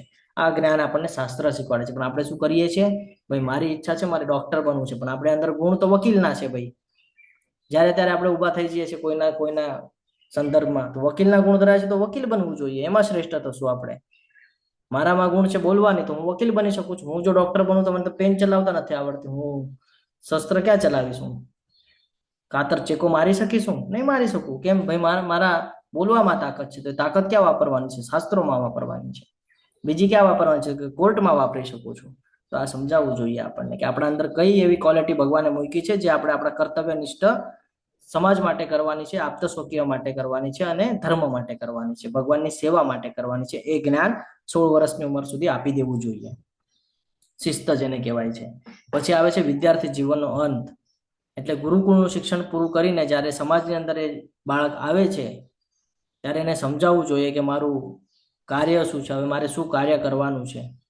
સત્યવદમ ધર્મચર, ખબર છે શ્લોક છે, તૈત્રીય ઉપનિષદની અંદરનો શ્લોક છે, તમને બધા નહીં ખબર હોય કે હંમેશા સત્ય બોલવું જોઈએ, ધર્મનું આચરણ કરવું જોઈએ, ધર્મ જે કે છે એ પ્રમાણે ચાલવું જોઈએ, સિરિયસ થવું જોઈએ આપણે કે આપણું કર્તવ્ય શું છે, ગુરુ પ્રત્યે કૃતજ્ઞતા હોવી જોઈએ, સમાજ પ્રત્યે, પરિવાર પ્રત્યે આપણી જે જવાબદારી છે આ જવાબદારી નિભાવતા આપણને આવડવી જોઈએ.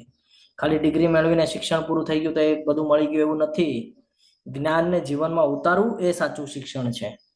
જ્ઞાન તો તમને ઘણી જગ્યાએ મળશે, બાજુમાં બેસશો ને તો દોસ્તાર પણ તમને ઘણું બધું જ્ઞાન આપી જશે, પરંતુ એ જ્ઞાનને જીવનમાં ક્યાં ઉતારવાનું છે એની માટે ઉપયોગમાં લેવાનું છે, જાણવું યોગ્ય છે. એક જ વસ્તુ, હમણાં શસ્ત્રની વાત કરીએ તો હું તમને કહી દઉં, ચોરના હાથમાં તમે ચાકુ આપો ને ડોક્ટરના હાથમાં ચાકુ આપો, જમીન આસમાનનો ફરક છે. જ્ઞાન તો ચાકુનું છે તો ભાઈ ચાકુ છે, પણ ખબર હોવી જોઈએ ક્યાં ચલાવવાનું છે, ક્યાં નથી ચલાવવાનું. આ આપણે આપણા બાળકને નથી શીખવાડતા. પછી આવે છે વિવાહ સંસ્કાર. આ તો આપણને કોઈ દિવસે કેવું નથી પડતું, વગર કીધે બધા તૈયાર હોય છે ને. ઋગ્વેદના અંદર એક મંત્ર છે જેની અંદર આ કહેવામાં આવે છે કે ઋગ્વેદ 10.85.47 ની અંદર આ એક શ્લોક છે જેની અંદર કહે છે, હું શ્લોક નથી કહેતો, હું એનો ભાવાર્થ તમને શોર્ટમાં સમજાવી દઉં છું, કે જેટલા પણ દેવતાઓ છે આ બધા અમારા હૃદયને એક કરે. અમારા એટલે કોના? પતિ અને પત્નીના. જળની જેમ ભાવનાઓ એકરૂપ બની રહે, જળ તમે જેમાં ઢાળો ને એની જેવું થઈ જાય, એવી રીતે પતિ પત્ની રહેવું જોઈએ કે જેવી પરિસ્થિતિ આવે ને એમાં એકબીજાને સંભાળી લેવાનું એનું કામ છે. અહીંયા તો થોડુંક મનના વિરુદ્ધમાં જાય ને કે તું મારું સાંભળતો નથી, પહેલા તું બધું સાંભળતો, હવે સાંભળતો નથી, તો એ સ્ત્રીને કહે કે ભાઈ તું મારું સાંભળતી નથી, ભાઈ પહેલા તો બધું સાંભળતી હતી. ખબર જ નથી, શીખવાડ્યું જ નથી શાસ્ત્ર શું કહે છે. હા, પ્રાણ શક્તિ છે, સર્જન શક્તિ છે, આ બધામાં એકતા આપે એની માટે આ વ્યવસ્થા છે, લગ્નની વ્યવસ્થા. હા, વિવાહ એટલે એવું નથી કે ખાલી લગ્ન કરી લો અને વંશ આગળ વધારો, આ એનો મિનિંગ નથી. જવાબદારી સમજવાનું છે, જીવન સાથી પ્રત્યેની બંનેની જવાબદારી છે, પુરુષ વર્ગની પણ સ્ત્રી વર્ગની પણ. અને ધર્મ માટે થઈને બંને મળીને કાર્ય કરવાનું છે. જે ધર્મ કે છે, શાસ્ત્ર કે છે, એ પ્રમાણે કાર્ય કરવાનું છે. અને લાસ્ટની જે વિધિ છે એ પણ બહુ મહત્વની છે, અંતિમ સંસ્કાર, અંત્યેષ્ટિ જેને કહેવામાં આવે છે. હા, ભગવદ્ ગીતામાંનો જ એક શ્લોક અહીંયા લાગુ થાય છે, ન જાયતે મ્રિયતે તેવા કદાચિન વાળો 2.20, જેની અંદર ભગવાન આપણને યાદ અપાવે છે કે આત્મા જન્મતો નથી, આત્માનું મૃત્યુ પણ થતું નથી, શરીર નાશ પામે છે પણ આત્માનો કોઈ દિવસે નાશ થતો નથી. અહીંયા આપણને જ્ઞાન થવું જોઈએ લાસ્ટ સમય પર, કે અંતિમ સંસ્કારના પહેલા આપણને આ જ્ઞાન હોવું જરૂરી છે કે વાસાંશી જીર્ણાની યથા વિહાય નવાની ગૃહાતિ નરોપરાણી તથા શરીરાણી વિહાય જીર્ણા જ્ઞાની સંયાતિ નવાની દેહી 2.22. જેમ મનુષ્ય એક કપડાં પહેરીને છોડીને બીજા વસ્ત્રો ધારણ કરે છે, એવી રીતે મનુષ્ય જૂનું શરીર છોડી દે છે. આ જે જીવ છે, આત્મા છે, એ એક શરીર છોડીને બીજું શરીર ધારણ કરે છે. આ પ્રોસેસ ચાલ્યા કરશે, ખાલી ઓલું શરીર નષ્ટ થઈ ગયું છે. તો હંમેશા ધ્યાનમાં રાખવાનું છે. આ 3 મહાન સત્ય છે. કયા 3 મહાન સત્ય ધ્યાનમાં રાખવાના છે? તો કે શરીર નશ્વર છે, શરીર કોઈ દિવસે બચવાનું નથી, નષ્ટ જ થવાનું છે. આત્મા નિત્ય છે, આત્મા કોઈ દિવસે મરતી નથી. અને જીવનનો સમય બહુ અમૂલ્ય છે. આપણે આપણો સમય યોગ્ય જગ્યાએ વાપરતા નથી, આપણે આપણા સમયનું નુકસાન કરી રહ્યા છે. એટલે આ બધું સમજવું ખૂબ જરૂરી છે. વધારે સમય લીધો છે એ માટે ક્ષમા પ્રાર્થી છું, પણ આ બધું આપણા માટે છે. હવે જુઓ અર્જુનજી અહીંયા શું કહે છે. હે પ્રજાના પાલનહાર કૃષ્ણ, મેં ગુરુ શિષ્ય પરંપરા દ્વારા સાંભળ્યું છે કે જે લોકો કુળધર્મનો નાશ કરે છે તેઓ સદા નરકમાં વાસ કરે છે. હવે આપણે બધા આમાં બેસીએ છીએ, બંધ બેસીએ છીએ આમાં આપણે ગુરુ શિષ્ય પરંપરા દ્વારા જે આપણને શાસ્ત્રો કીધા છે ને, આપણે એને એકને પણ ફોલો નથી કરતા. 16 સંસ્કારમાંથી એકને પણ ફોલો કર્યું હોય તો તમે મને કહી દો. નથી કરતા, આપણી ભૂલ છે. આનાથી કુળ ધર્મનો નાશ થાય છે. એટલે આપણે આવતો જે વંશ છે ને, આ વંશનો નાશ થાય છે ને એનો ભાગ્ય આપણે થઈએ છીએ, કારણ કે આપણે આપણા કર્તવ્યથી ભાગ્યા. ભગવાન આખા પહેલા અધ્યાયમાં એ જ આપણને યાદ અપાવે છે કે તમે કર્તવ્ય શું છે પહેલા એ તો જાણો. વગર જાણે તમે બધું કરી રહ્યા છો.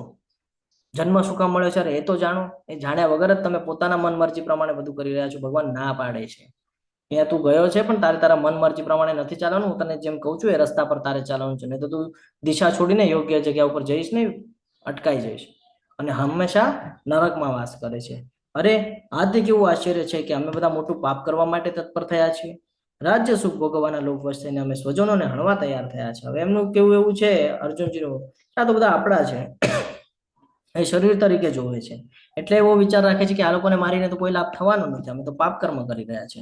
જો શસ્ત્ર ધારણ કરેલા ધૃતરાષ્ટ્રના પુત્રો નિશસ્ત્ર થયેલા તથા રણભૂમિમાં પ્રતિકાર ન કરનારા એવા મને હણે તો તે મારી માટે શ્રેયસ્કર છે. કે જે એ લોકો અધર્મી છે ને, એ લોકોને નથી ને જ્ઞાન, હું તો જ્ઞાની છું કે છે, ભલે ને મને મારતા, મારે નથી મારવું કે છે, મારે યુદ્ધ નથી કરવું. ના પાડી રહ્યા છે ભગવાનને યુદ્ધ કરવા માટે. જે 20મા શ્લોકમાં શસ્ત્ર ઉપાડી લીધેલું ને એ હવે ના પાડી રહ્યા છે. અને આ જ વાત હવે સંજયજી ત્યાં ધૃતરાષ્ટ્રને કહી રહ્યા છે કે સંજયજી બોલ્યા, રણ મેદાનમાં આ પ્રમાણે કહીને અર્જુને પોતાના ધનુષ તથા બાણ બાજુ ઉપર મૂકી દીધા અને શોક સંતપ્ત મનથી રથના આસન ઉપર બેસી ગયો અને યુદ્ધ કરવાની એણે ના પાડી દીધી કે હવે મારે યુદ્ધ નથી કરવું. પોતાના કર્તવ્યથી ભાગી ગયા. તો જ્યાં અર્જુનને મૂક્યું છે ત્યાં તમે પોતાને મૂકજો તો તમને પણ ખબર પડશે કે આપણે પણ આ 16 સંસ્કારમાંથી એક પણ સંસ્કારને પ્રાપ્ત નથી કરી શક્યા અને નથી આપણે એને ફોલો કરતા, જેના લીધે આપણે પણ આવી કોઈ પરિસ્થિતિમાં આવીને ઊભા છે કે હવે શું નિર્ણય લેવો એ ખબર પડતું નથી, જેનો જવાબ આપણને આવતીકાલે ભગવદ્ ગીતાના પાર્ટ 2 એની અંદર પ્રાપ્ત થશે. પાર્ટ 2 એટલે કે અધ્યાય 2 ની અંદર. તમે બધા ખૂબ શાંતિપૂર્વક સાંભળ્યું એટલે તમારા બધાનો હું ખૂબ આભારી છું.